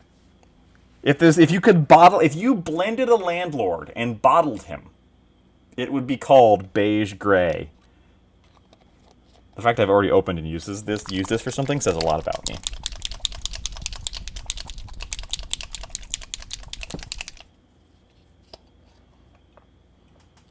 Look at that. Look at that complete absence of humanity. That complete void of... I just put my paint... I was so unexcited by beige gray, I put my paint brush in the wrong color. Luckily, we're only putting beige gray down here. Yeah, that's kind of like a Scutari. You know, because the inside of the robes are that cream color. And that's all I'm trying to emulate here, is that cream color on the inside of the robes. I'm not actually trying to make this man into a landlord. You don't play landlords in Necromunda. You play as tenants. Landlords are people you don't get to play as. I mean, I guess the Spryers are landlords. Kind of. They're more like landlords as kids. Come down to your apartment and throw rocks at you.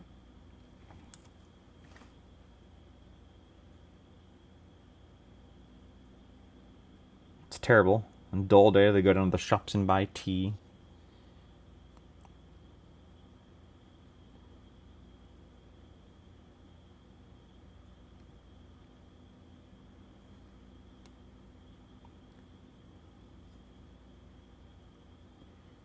Now, if I actually wanted to keep up with the Adeptus Mechanicus theme, what I would do is trim that skirt in white.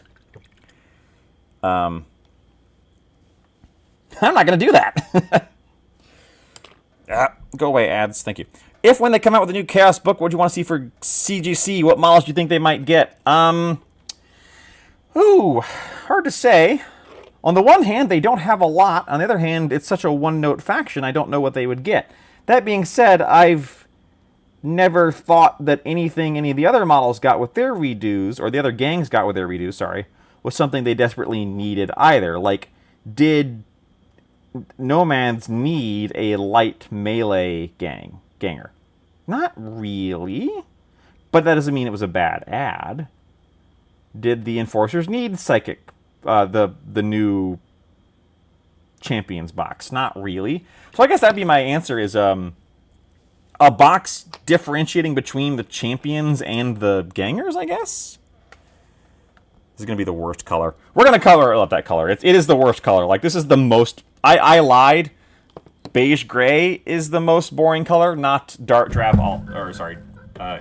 olive drab. Or dark olive. That was the second most boringest color. Sorry, I banged my mic there. Bottle needs to have a few strands of arm hair for authenticity. Ooh. Counting my lucky stars, I don't currently have a landlord. I mean, I technically do, but when your landlord is your family member, you can make fun of them and they won't get too mad at you. Okay, so we've got to wait for that to dry. Wait for it to dry. While we're drying, let's work on his boots. Do you want his boots to be black or brown? Well, if they were AdMech, his boots are black. Did Carter need wrong trousers? I mean, no, but also yes. Like, on the one hand, no, they didn't need the wrong trousers. On the other hand, I'm glad they got them. But that's what I mean. Like, unlike with certain other games where it's like, well, this faction doesn't have this, so they could kind of use that. When Necromunda, so far, most of the factions feel like they have the stuff they need. It's often just the rules are very limited. That Beret Maroon, by the way, does not particularly opaque. Let's add some to our swatch. I like it, but it's not a super opaque color. Which is, it's because it's red. You know, it's not really going to be opaque. Waters down very nicely, though.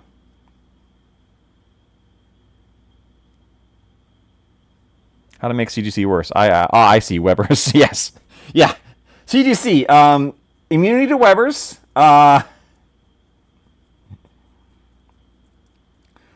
invulnerable save against shooting only at all times.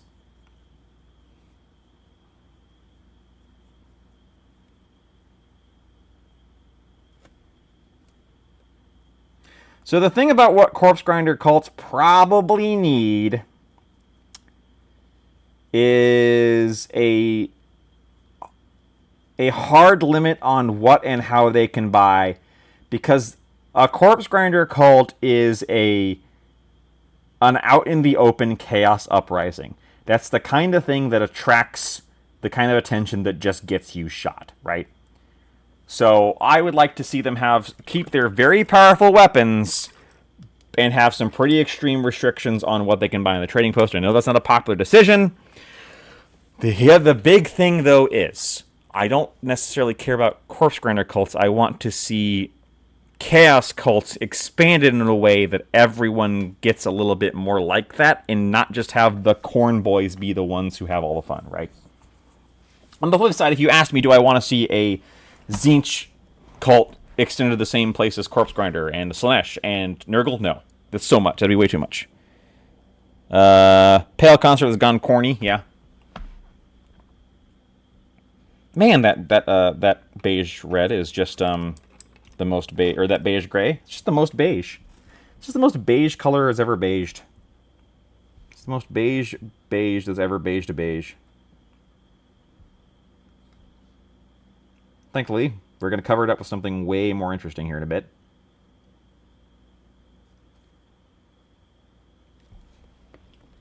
All right. We could, I'm not saying I'm going to do this, could go white on the armor. No, that's not going to work. Never mind.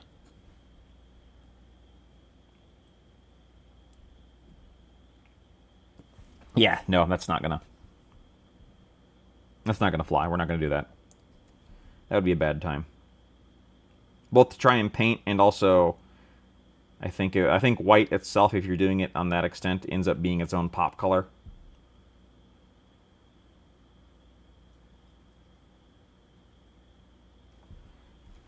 Now, because he's got a black outfit, or a dark gray, we want some brown on the straps. But first, what do we want with his shoes? His shoes. Oh god, he wore his khaki dockers to the gang fight. Point and laugh! My mom said I had to get dressed before I could come. We should do the skin. How about this skin? I don't even know what this is. It's just Hearthborn. It's from John Blanche.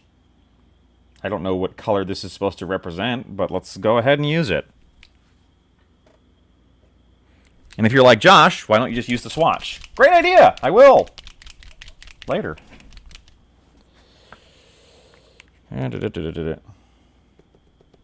Oh, that's a... I don't know what to make of that. Let's put it on! See what happens. Let's water it down more so it's not so chunky. There we go.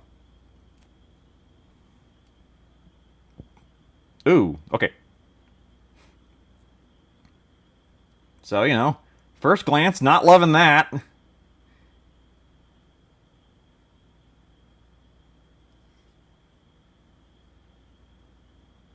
But it's not going on in a nice solid coat because it's a skin tone, which is normal.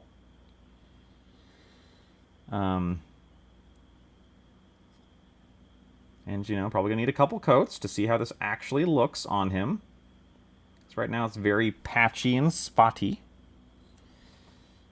So, don't judge a paint by its very first coat, right? Unless it says you're supposed to, in which case, judge away, me boys, away-o.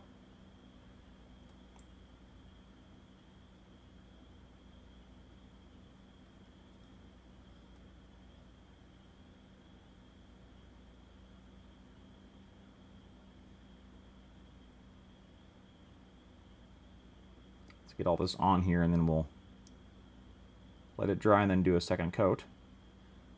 Because off the bat, that first coat is not a covering one. Look at that. Ooh, yuck. Huh. Oh, gosh.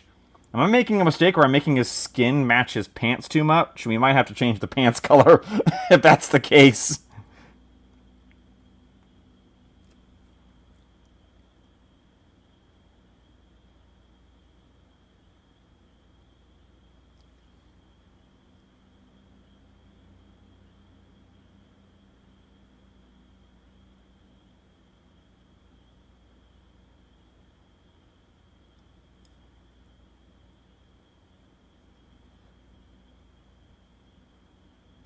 Well, okay, we're going to let him sit for a bit.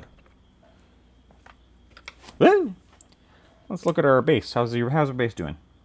Good, although the yellow kind of backed away from the edge there.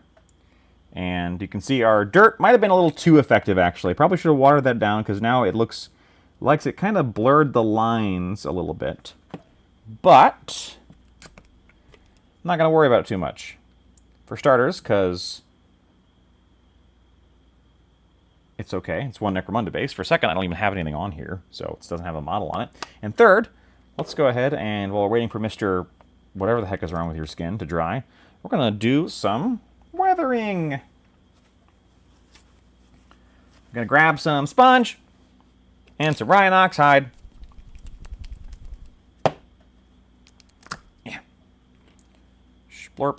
Get a little of that on there, and then get most of it off on our palette, or probably our...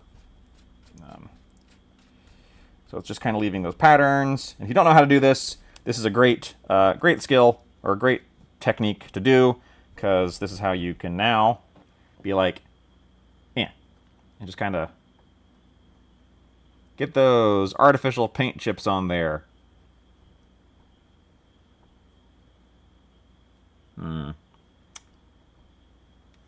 Less is more, so I don't want to overdo it. And my tendency on these things is to overdo the heck out of them. But yeah, especially on the edges where water and stuff would get scraped.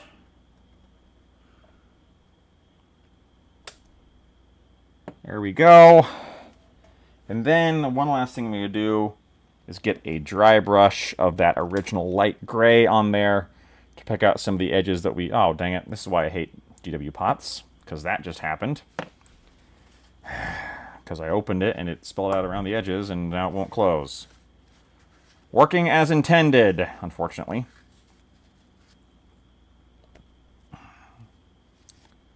Now my hands look like I've been making brownies.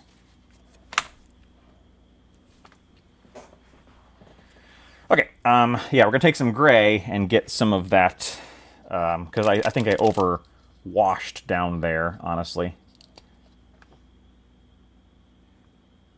So just a tiny bit of gray. And my dry brush, I'm not even going to get out my palette, my dry brush palette for this. I'm just going to...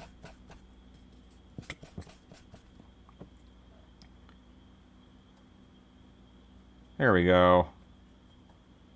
Let's redo those edges. See, that helps a lot. Bring up those edges a bit.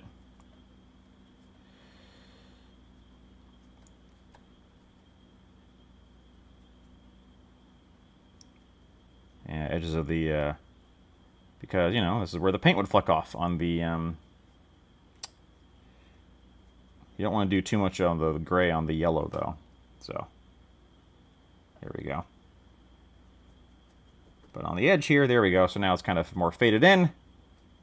And now it looks more like grunge. Kind of get in there. Right. All right. There we go. And now, to tie it all together. I just got an advertisement for khaki pants, which means A, YouTube is listening, and B, they're not listening in any way that's intelligent. Now, the last thing we're going to do is run the base. And for that, what I like to do is actually just grab a black paint that I don't ever otherwise use just to get rid of it. So I'm just going to reach up here to my, like, Vallejo rack of paint that I don't ever use. Oh no, I've got Too Thin Coat's Doom Death Black. Ooh boy. I don't mind the Too Thin Coat's paints, except for the bottles. God, I hate those. And it's stuck. Safety pin, Coon. Stabby, stabby. Wow, that's... If you're wondering, the safety pin actually is stuck in my mat, so I can't just, like, stab myself with it.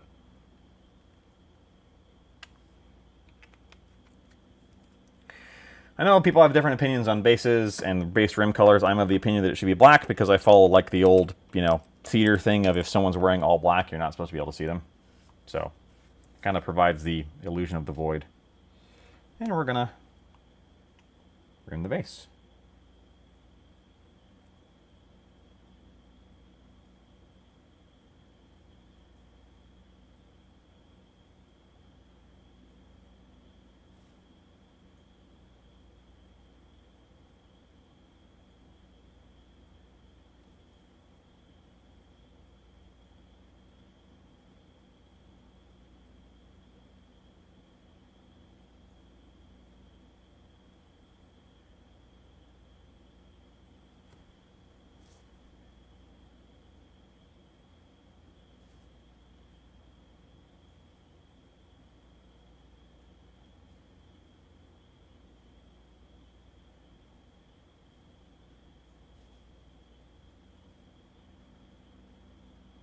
And there we go. Not my finest basing work. Which, I mean, we'll have to wait for that black to dry and then put another coat on. Wow, black and beige. Oh, come on. Black base rims are normal. Don't give me... I'm not goblin green rimming my Necromunda bases. I would do that for a Warhammer Fantasy Army. I will not do that for these guys, okay?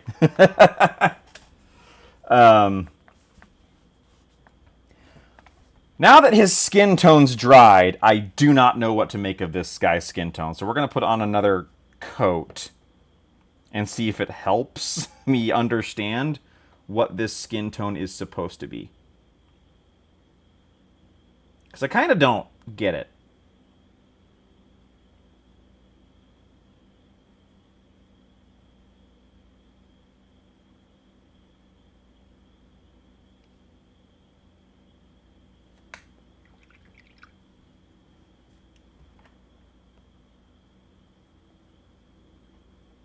Oops, I think I overwatered that. It's okay.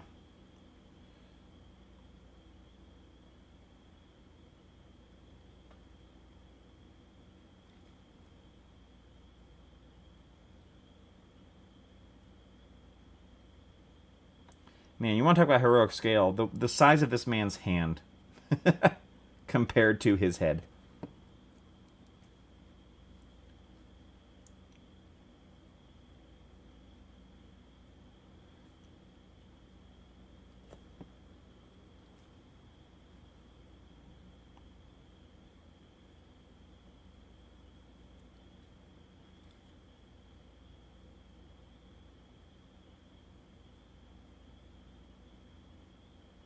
Yeah, definitely put too much water in that paint, so now it's very, very thin, which is better than it being very, very thick.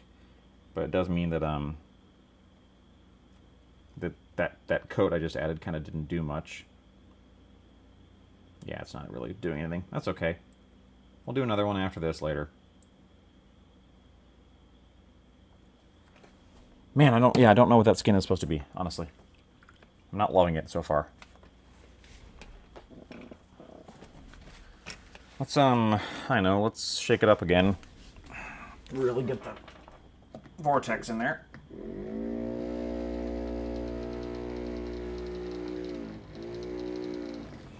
And let's do a swatch instead, because maybe the swatch will, maybe seeing it on the swatch will help.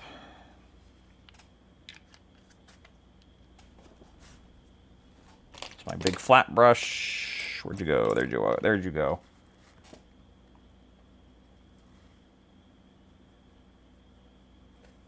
Oh yeah, that just doesn't... Even basically unthinned from the bottle, that is, that's going to take ages to cover. Okay. Which tells me that maybe I'm using the paint wrong. Like maybe that paint is supposed to be a highlight color skin tone and not like a skin tone. That's okay though, because we can always just repaint him, which I think we're going to do because that does not look good. I don't like what I did there. That's okay. Better that I find out on Hive Scum than on anybody else. Honestly, this warm skin tone from Pro Acryl feels like it's more like what they want that to be. We'll let him dry and then we'll redo the base topaz skin. Speaking of drying, if you look at Mr. Redhead here, he's not quite dry yet, so I'm not going to mess with him. But if you look at what that shade did to his skin, it actually made it quite tolerable, along with the rest of him. So with some highlights and some redoing the spots where the skin tone, where the shade gathered too much, he'll look pretty good. Okay, I'm going to let you dry. It is 9:13, so I'm going to wrap up here pretty shortly. I wasn't sure whether I wanted to go for 2 or 3 hours. I think I want to go for 3 hours, at least on Thursdays. Go till 10 p.m. my time, because 7 to 10 is not a very long time. So I'll go for 3 hours, but at 45 minutes I will be wrapping up. Mostly because I will definitely be very tired by that point. Still kind of recovering from this week being this week. Let's get another a fair skin on there. We'll keep you out though, because we are going to use you. Yeah, the more I look at this guy, the more he just does. He looks like a monster. All right. Oh, let's do another. You dry yet? Yeah, let's do another coat of black. Just skip the middleman and get our big brush this time.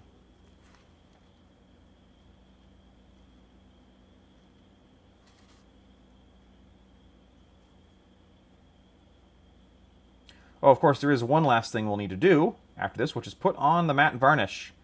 I've learned one thing from the videos of others, is that don't trust your paint job until you get that final varnish on. And it's not just because of protection. What that final varnish does is tie everything to the same level. Mitchell says, how do I paint rocks without it being just gray? Well, I'm glad you asked. I am going to wholesale steal from the great Vincent Venturella, whose video I will link you when we're done with the stream.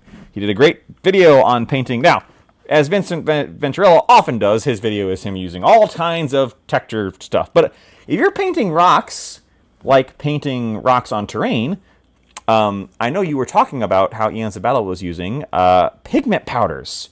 And those are great for that, specifically greens and browns. The answer is don't use straight gray.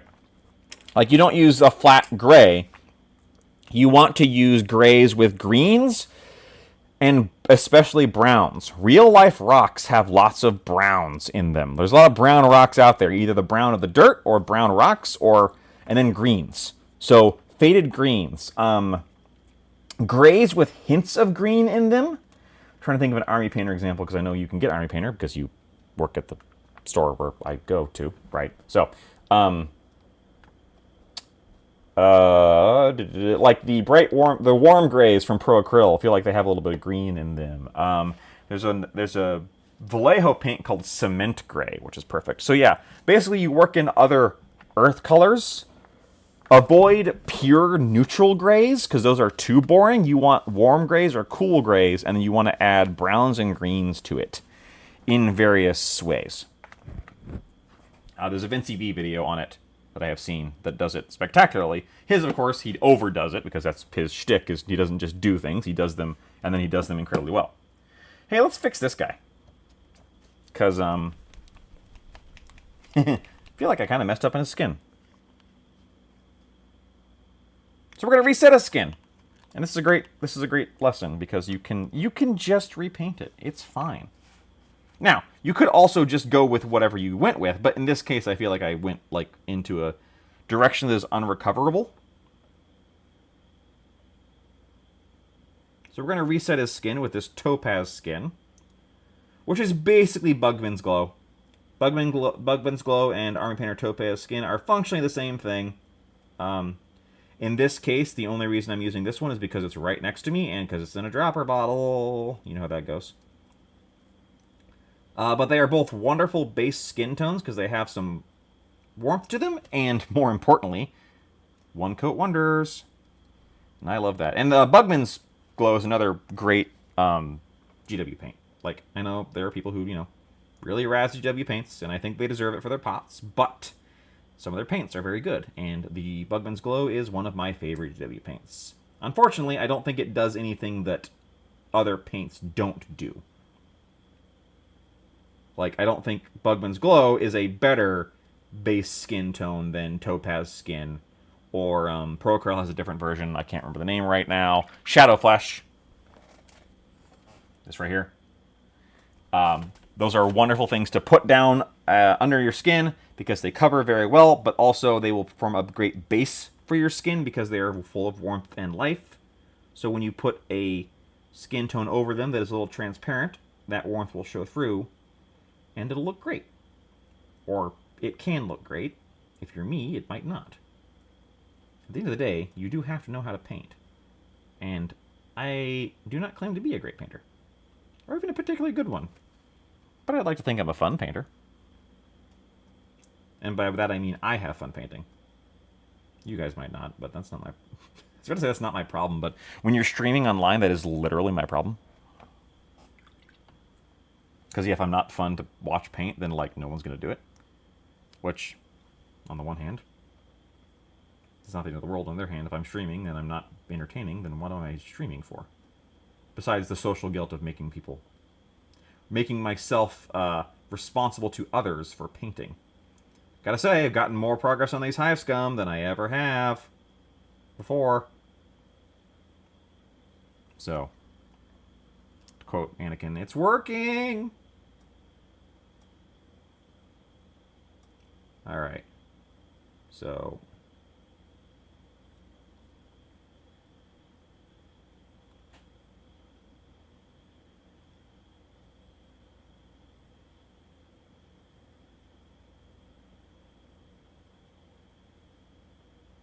Okay, well, while we're waiting for that to dry, let's put a better cream color on his pants. I found this.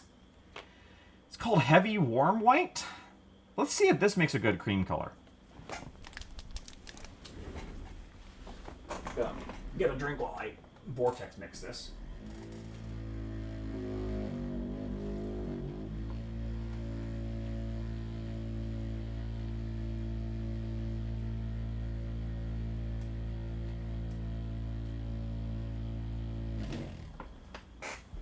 You know what? I just realized that was picking up on the mic, wasn't it? It's working! Yeah.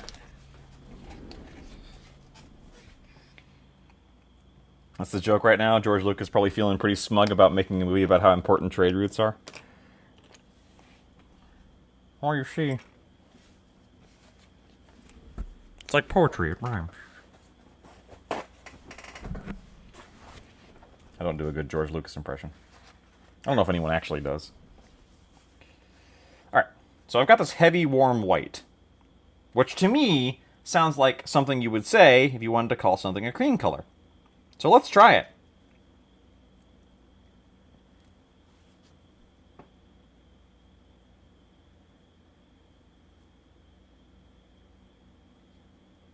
Okay, there we go. I mean, that's not an exciting color by any means, but I think it's better than Landlord Beige Gray, and it'll look like the Skitarii Cream color.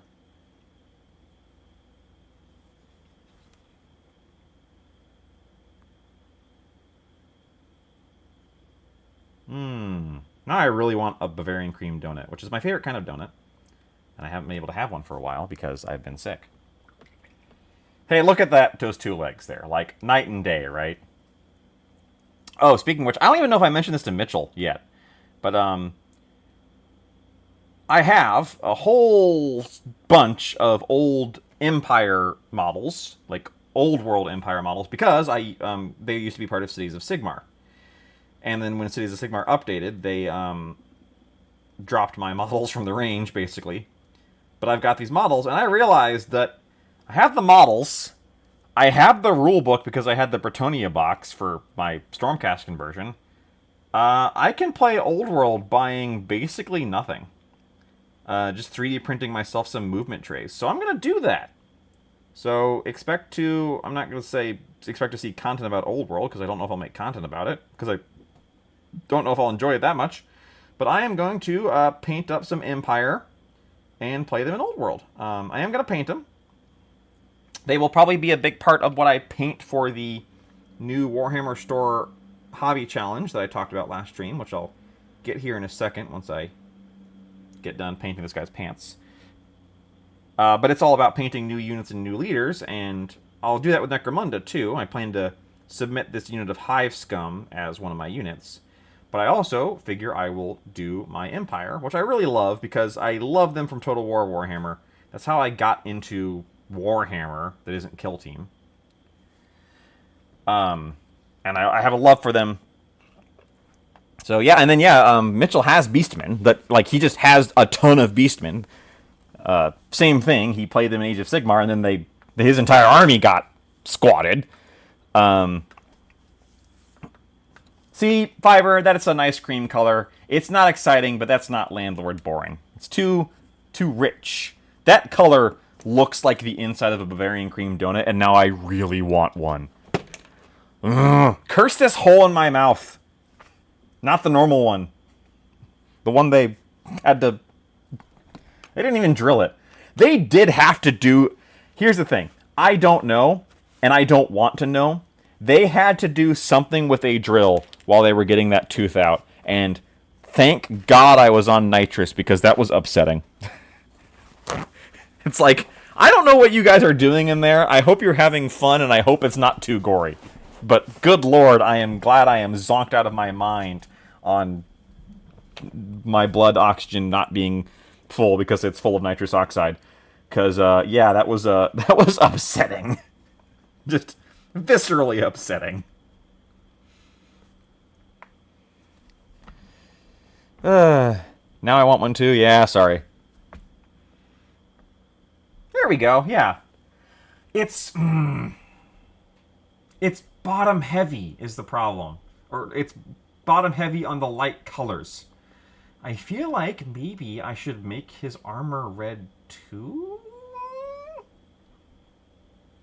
This is hard. This is what I'm bad at, picking colors, right?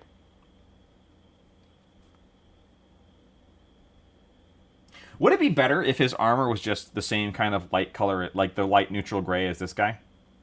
Would that be better than what I've got going? You know what? Let's see it through. Let's stop waffling. Because I'll be able to convince myself to never... And this is what I've done up to this point. I'll convince myself to never finish this guy because I'll just keep trying things and trying things and trying things rather than just following through on one thing I'm doing. Let's pick a skin color. It needs to be something nice and pink to contrast with that beige. So let's go with Jasper skin? No. Weathered skin? Yeah. I just flung the little topper off. I need to super glue these on.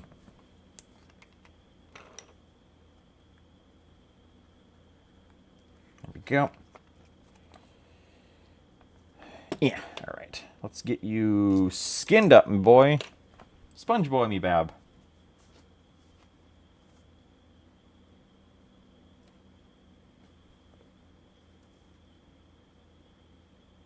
That's like barely a change. That's okay. He can just be a tan man. Ooh, tan man. I mean, he's buff enough for it. This guy's like the definition of heroic scale. He's got hands the size of his head. Even my hand is not quite as big as my face. It's close, but it's not quite.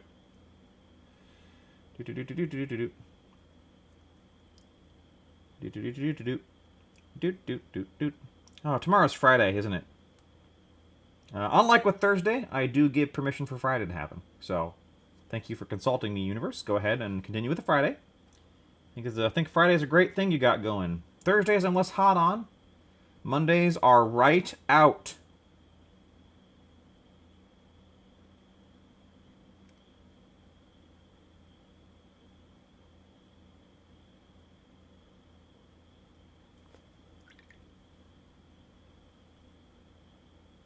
Oops, too much water. Dang it, dang it, dang it.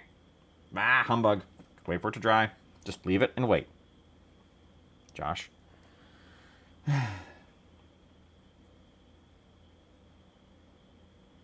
was trying to come up with a clever title for these streams, but I got nothing. So they're just going to be Thursday Hobby Hangout and Sunday Hobby Hangout. Generic? Yes. But they are descriptive. I can't call them Soda Streams because SodaStream is a company that exists and would sue me.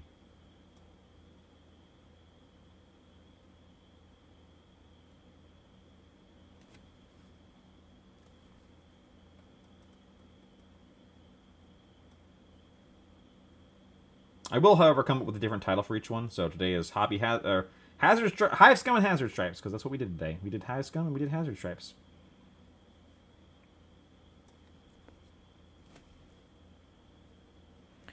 Now I gotta wait for my paints to all dry fully before I can add the freehand. Join me in my suffering. That's why I have about a dozen Hive Scum on my table, so I never have to wait for anything to dry. Because if I have to wait for something to dry, as you've probably noticed, I don't. And then guess what I do? I screw it up.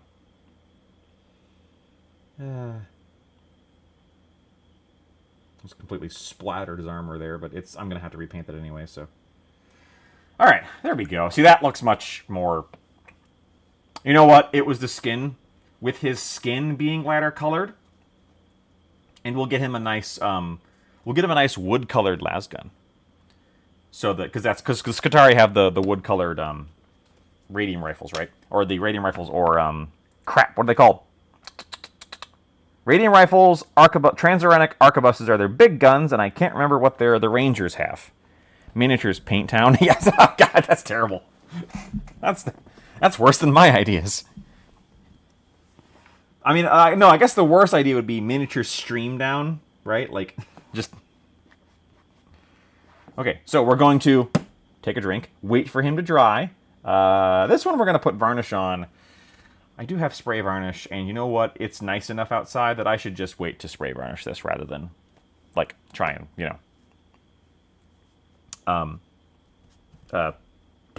words rather than manually brush it on. Thank you. Okay. Okay. So, boop-a-doop-a-doop. You're done. You're good. You're good. You're drying. Let's bring out. All right. So, do we want to work on man who is completely unstarted. Like, this guy ain't even started, right? Haven't even started this dude here. Or dude who actually is kind of done, but just needs skin. Like, I even washed this guy. Not very well. And I probably want to redo it. What color was that? Was that a drab gray and purple? I like the purple. Oh, that's a converted... I did something to that grenade launcher. That's not how that's supposed to be. Good luck remembering what. Well, now my interest is piqued, so let's take this guy. Sorry, Mr. Dude here. You'll come. Your turn will come. Don't worry. Stick. All right. Well, we're keeping purple because I like that. And he's got skin. So hey, you know what? Let's just grab this same weathered skin that we just painted on the other guy, and we'll paint it on this guy.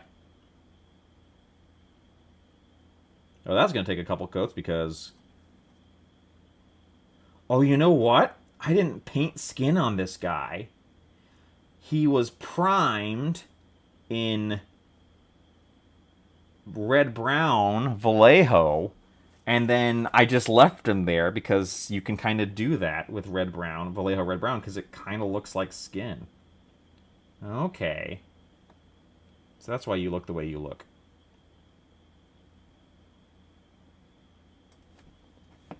Look how much this guy brightens up just putting the skin tone on. I still want to redo everything else on him, too, because it's not very good. And it's a little below what I would be proud to put on the table now. However, I'm going to keep that same skin. We're going to have a purple and a gray, but the gray is going to have a tint of green to it. And then have a neutral gray armor color. Although we could do brown armor. Someone sound off in chat if you hear me. Would this guy look better with gray armor, or should I change that armor to like a brown leather? Kind of like, where is he? I was going to say like this guy, and then I don't have a guy to be like this guy, so never mind, lol. Okay. Yeah, never mind. All right. NVM, lol. It's Friday. Gonna get down on Friday. I have no idea where this guy's head is from. I can tell you it's not a Hive Scum head. I am guessing this is an Empire head, again, because look at how old it is, and look how much the hairline just blurs into the neck there. You know what? I bet it's actually like probably an Empire Greatswords kit, because it's a little nicer than like a State Troops kit. I ain't got no mind's eye. Yeah, same. I gotta see it. I gotta see it on the model. I gotta get myself a drink real quick. I'll be right back.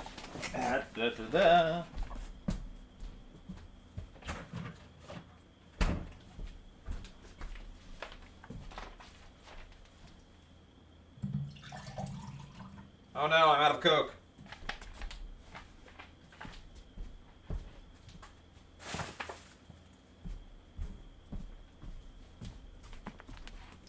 I think the gray will look nice with the purple. Yeah, that's kind of what I'm thinking too.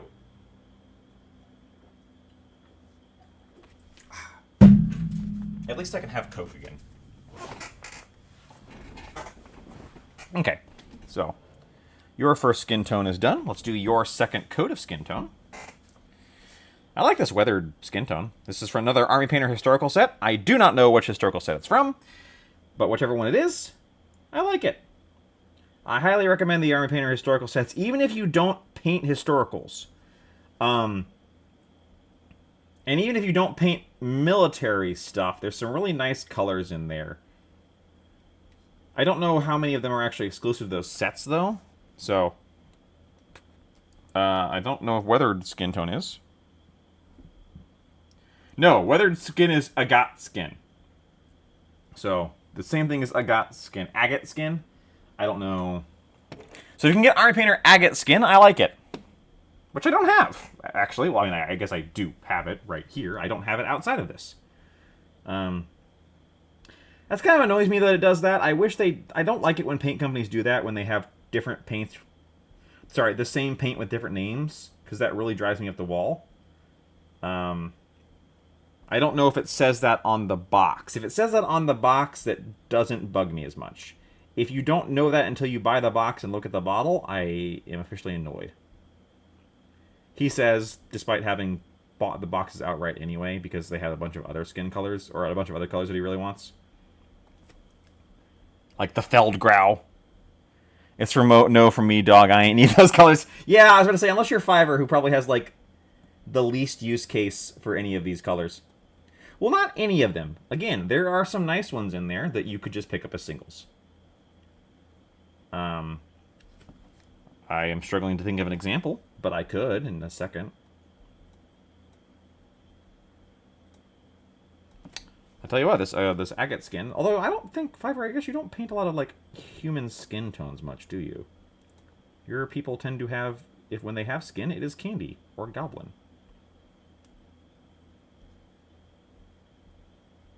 So you probably don't have a lot of use for agate skin. Okay, you've got your serpent skin. But there are definitely, like, you know... Well, I was about to say there's Command Red, but looks like Command Red and Pure Red are actually the same thing. So, never mind. How about... Flag Red? Nope, that's also Pure Red. Hey, wait a minute! These are both the same red! Okay, you know what? Maybe this I'm liking this set a little less. What about... Okay, you know what? The Beret Maroon. That's a nice maroon. Sure, don't humans are boring to paint. I think it depends on what they're wearing. What about Life Vest Yellow? Never mind, that's just the same as Demonic Yellow. Gosh dang it! I just realized this. I'm sorry, I'm having a mild freak out on stream. Hey, look, I still got a bunch of other colors that I did need, like the Feldgraus, but yeah, probably don't need those if you're, like, you know, not painting in uniforms.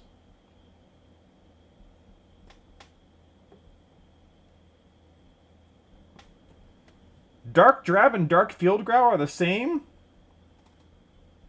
Yeah, they are. I mean, that's what the swatches are for. Well, darn it. I mean, I guess I'm going to save a bunch of paints. I'm going to save a bunch of space on my paint rack once I go through all these and figure out which ones are actually duplicates. Gosh darn it.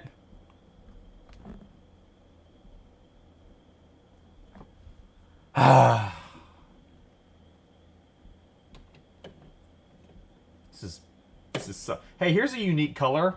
Dark olive. Oh, wait.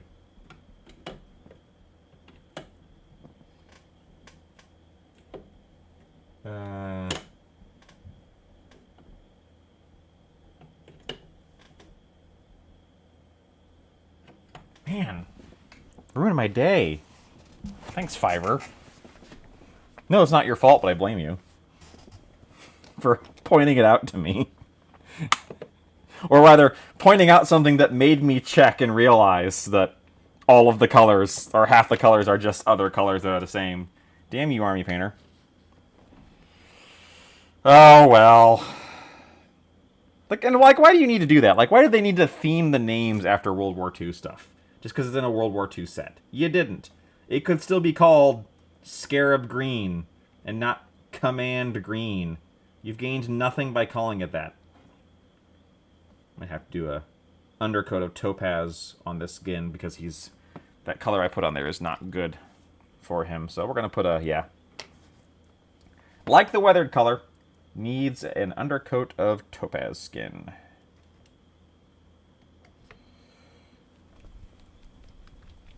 Shaky, shaky. But that's okay. We live and learn.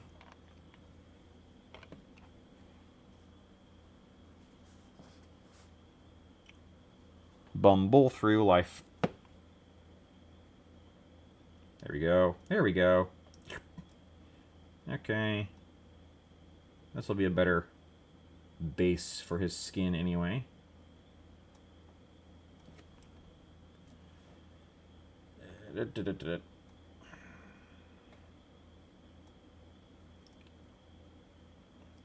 Well, I guess I need to practice my skin tones. Maybe I should paint more pinup models on stream. I'm sure everyone would love that.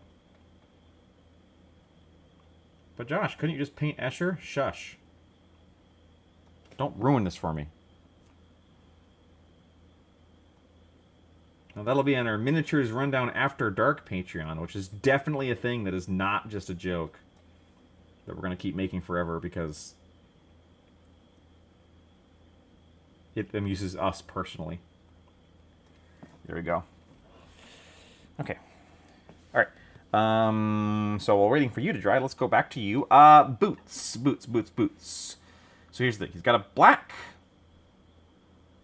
vest, or he's going to have a black vest, I should say, which means he'll have brown straps, which means he'll have brown boots. Okay, so let's get some brown boots. Is my boot brown the same as another color? No. And did I mention painting? Someone mentioned pinup models, and Mitchell quickly switched back to the stream. No, Mitchell, I have not painted any pinup models. I was about to say on stream, and then the answer realizes I have never painted a pinup model. Just period. Just never done it. And I'm not like anti pinup model. I don't know if I would want to paint one on stream, to be honest, because we do try to keep this like PG-13.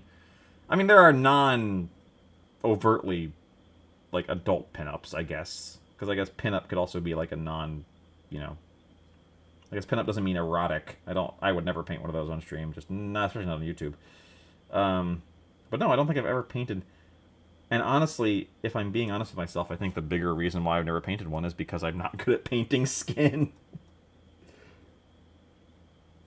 I could sit here and moralize it, but the simple fact of the matter is nope. It's because I scared to do it. I fear no man, but that thing, it scares me. Cut to demon lady with her... Yeah, anyway.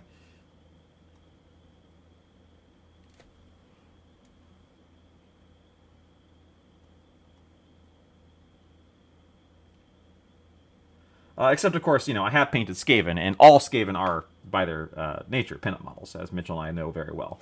So, I guess if you count those.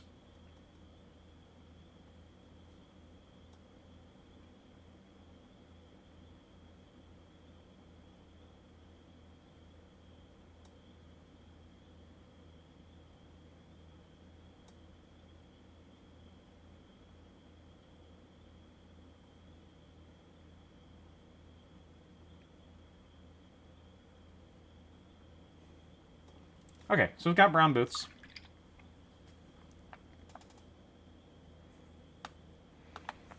The funnier answer would have been to say, yeah, I painted a pinup model in the 5 minutes when you weren't looking. Just really fast. It was very small. It's right here, so you have to zoom in microscope. Zoom, enhance. Okay. So we've got his skin. So now that we've got his skin, we can... Oh, I still need to finish his pants. With this heavy, warm white, which is a satin paint, interestingly. So it'll have a different finish but that will go away once we varnish it, right? So that's not a concern. When these monument paints that are satin first came out, people were like, well, why would you do that? Then it's not matte and you can't use it. And it's like, just put a varnish over it when you're done and it will literally not... Now, if I don't varnish it, it will take the Sonic Tonic slightly differently. But that's actually a good thing in this case. Because that means the Sonic Tonic won't sit on it as much. And I have, in some cases, actually satin varnished entire models before washing them. Because then, in addition to the flow improver, or the medium, that's a great way to really just make sure things only go to the crevices and don't stick on the surfaces. In fact, maybe on Sunday... when we finish this guy, we'll satin varnish him. In between, I'll finish his base coats, satin varnish, and we can see the difference. That'd be fun. Closest I've ever done was the Malifaux model Misdeed. Cowboy with a big hammer. I think I know that one.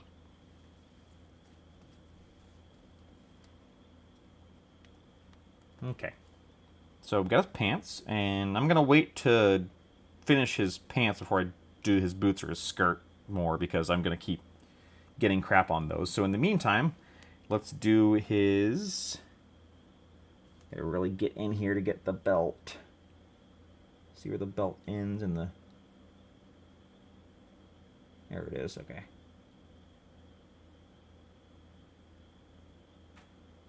And I'm gonna have to get up in there with a black. later. We're going to brown out his actual belt buckle.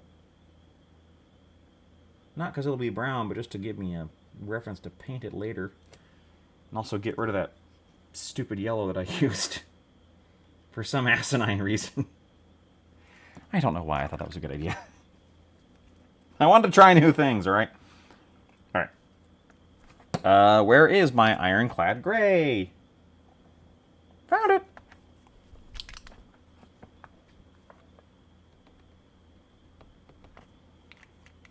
Found it, found it, found it.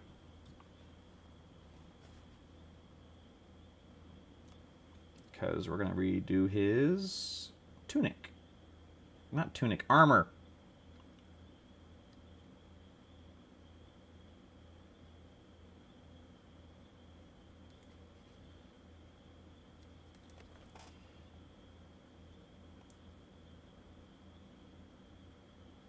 Okay. There we go. There we go. And under here.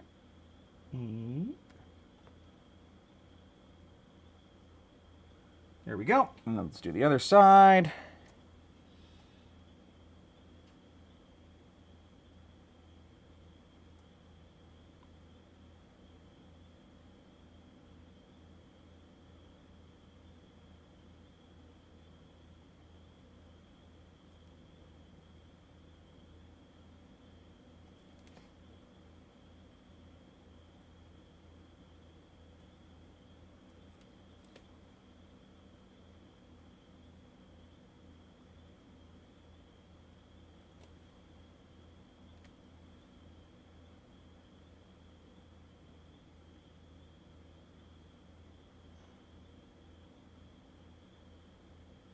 Can I do this without getting it on the skin?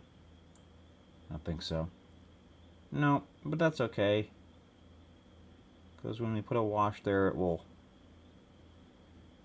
create that little barrier of black line.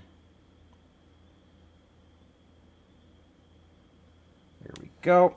Okay. Let's get in your shirt again, because I've put so much skin tone so messily on you that I've completely buggered all that up. Get in there. Oh, missed a spot. There we go. Okay. Malediction models. Oh yeah, painting Malediction. Are you painting your faction? That I can't remember the name of. But yeah, I expect to see some Malediction stuff, at least from Mitchell. I don't have a great interest in the game, but as I did tell Mitchell, if he prints the models and puts together a list for me, I will happily play it with him. Because I'm not mean, I'm just lazy. I promised to do the same for him with Quar, but he refuses.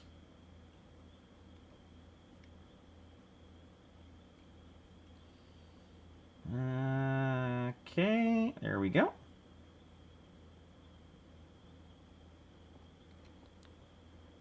Malediction. I wonder what theme song that would have. Okay.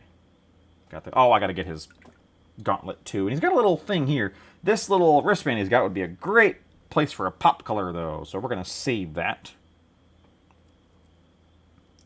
We're not gonna paint that boring gray. We're gonna. I mean, it'll probably be red, right? Because that's the color of his other cloth, and you don't want. Same thing with the wrapping on his rifle. It'll be a nice red wrapping. It is important, I think, not to have too many colors on a model, both for visual clarity and also just ease of painting.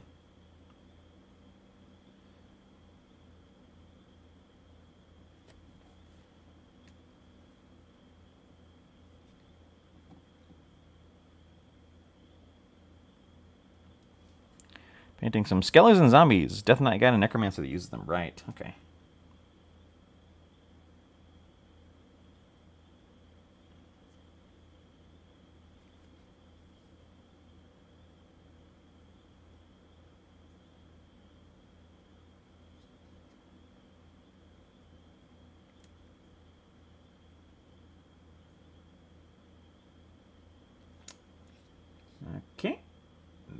that. There we go. And then that. There we go.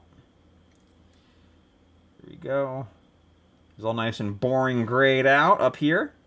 But that's okay, because it will work with his bright colors that he's got on the rest of him.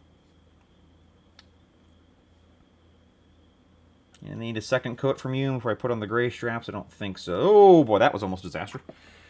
Got to pay attention when you put your water on that you wick it off, or you'll flood your model by accident. And we've talked about the virtues of flooding your model, but you don't want to do that when you don't want to do that, right? That was a reductive sentence. You don't want to do things when you don't want to do things. You want to do them when you want to do things. Just do things when you want to do them, and don't do them when you don't want to do them, and that's how you paint well, right? Follow me for more painting tips. The problem is I want to do your pants again, but I have a feeling that it's not dry yet. I guess it is. This heavy warm white is an interesting paint. I know it's acting like a heavy body acrylic, which I've never worked with before.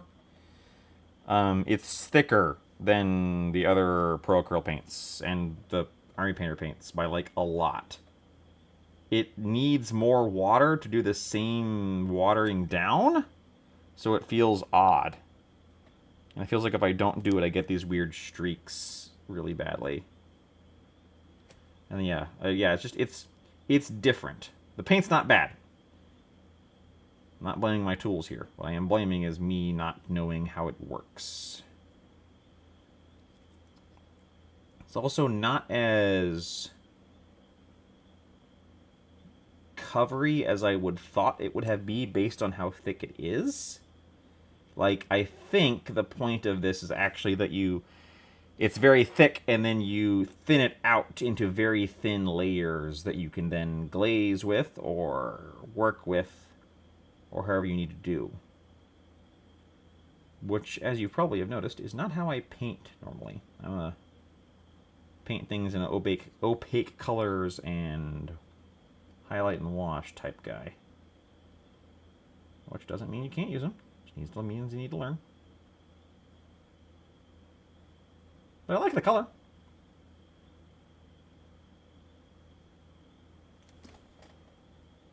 Yeah, sorry, I'm getting a better light view. I know it's terrible on camera. There we go. Okay.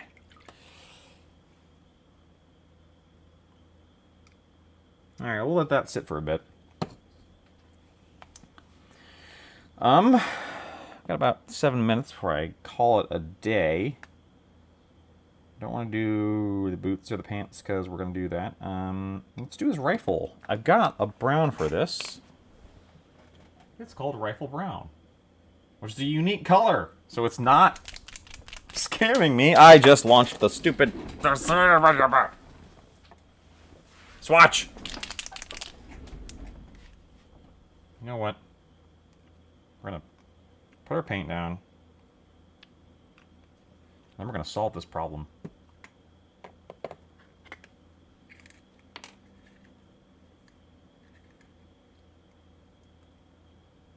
Put some super glue in here.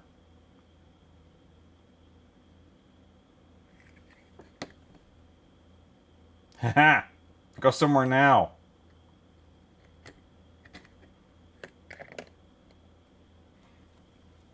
The key is to do it before you paint it, though, so you don't like accidentally put it on the wrong cap. Because that would be funny. So I've got Rifle Brown. Although I think this is actually very much not the right brown for Skitarii rifles. Because they're like that dark Rhinox hide brown. So this actually might be the opposite of what I want to do.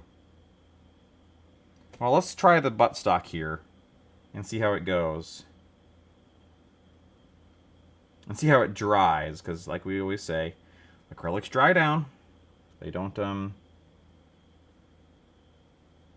stay as light as they go on.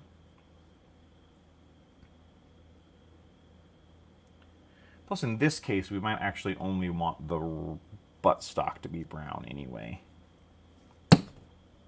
Dang, you're still going. Yeah, only for like literally 5 more minutes. I am about to be done. I think 3 hours is good, because that's long enough that people can come and go. Long enough that I can get some painting done. That's probably about how long I would paint normally anyway. It's about 3 hours before I would take a break and stretch and stuff like that. And then I do have to get up for work tomorrow, so. Last time we tried to go 3 hours, OBS just decided, nah, fam. And crashed on us. But that didn't happen this time. I also kind of wanted to see if that was going to happen again. And it didn't, yet.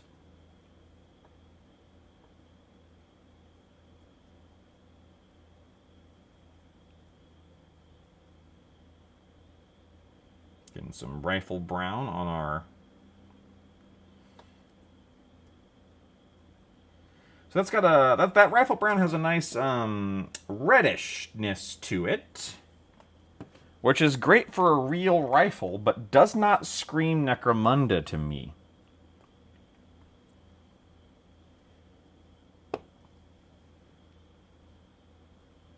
So we're actually going to grab some Rhinox hide as our last thing we'll do. Well, maybe last thing. Depends on how much time, how long it takes. I'm going to grab some Rhinox hide. Not open it too far so I don't... Stupid... I hate these pots so much. Yes, I could decant the dropper bottle. I did that once.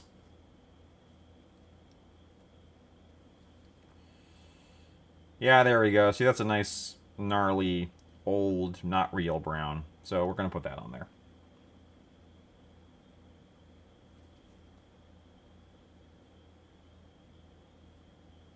There's a hair on there. There we go. There we go. Look at that. Doop-a-doop. Okay. I can tell I'm getting tired because my painting is getting even sloppier. I mean, it's probably a good time to stop. So let's get this in here. And then I think that is where we're going to call it a night. So, thank you all so much for joining me tonight. We'll gather up our crimes here for everyone to see. There was my base crime. There's our crimes for tonight. Not a lot done, but that's because I'm not a fast painter. But I'll get faster. That's part of the point of this. So thank you all so much for joining me. I hope you got something hobby done along with me. And if not, I hope you had a good time. If you're available at the time frame of 1 p.m. Eastern Standard Time or Eastern Daylight Time, sorry, on Sunday, we'll be streaming again. Same bat time, same bat station, different bat time. I don't know if we'll be doing more Hive Scum or if I'll complete these guys.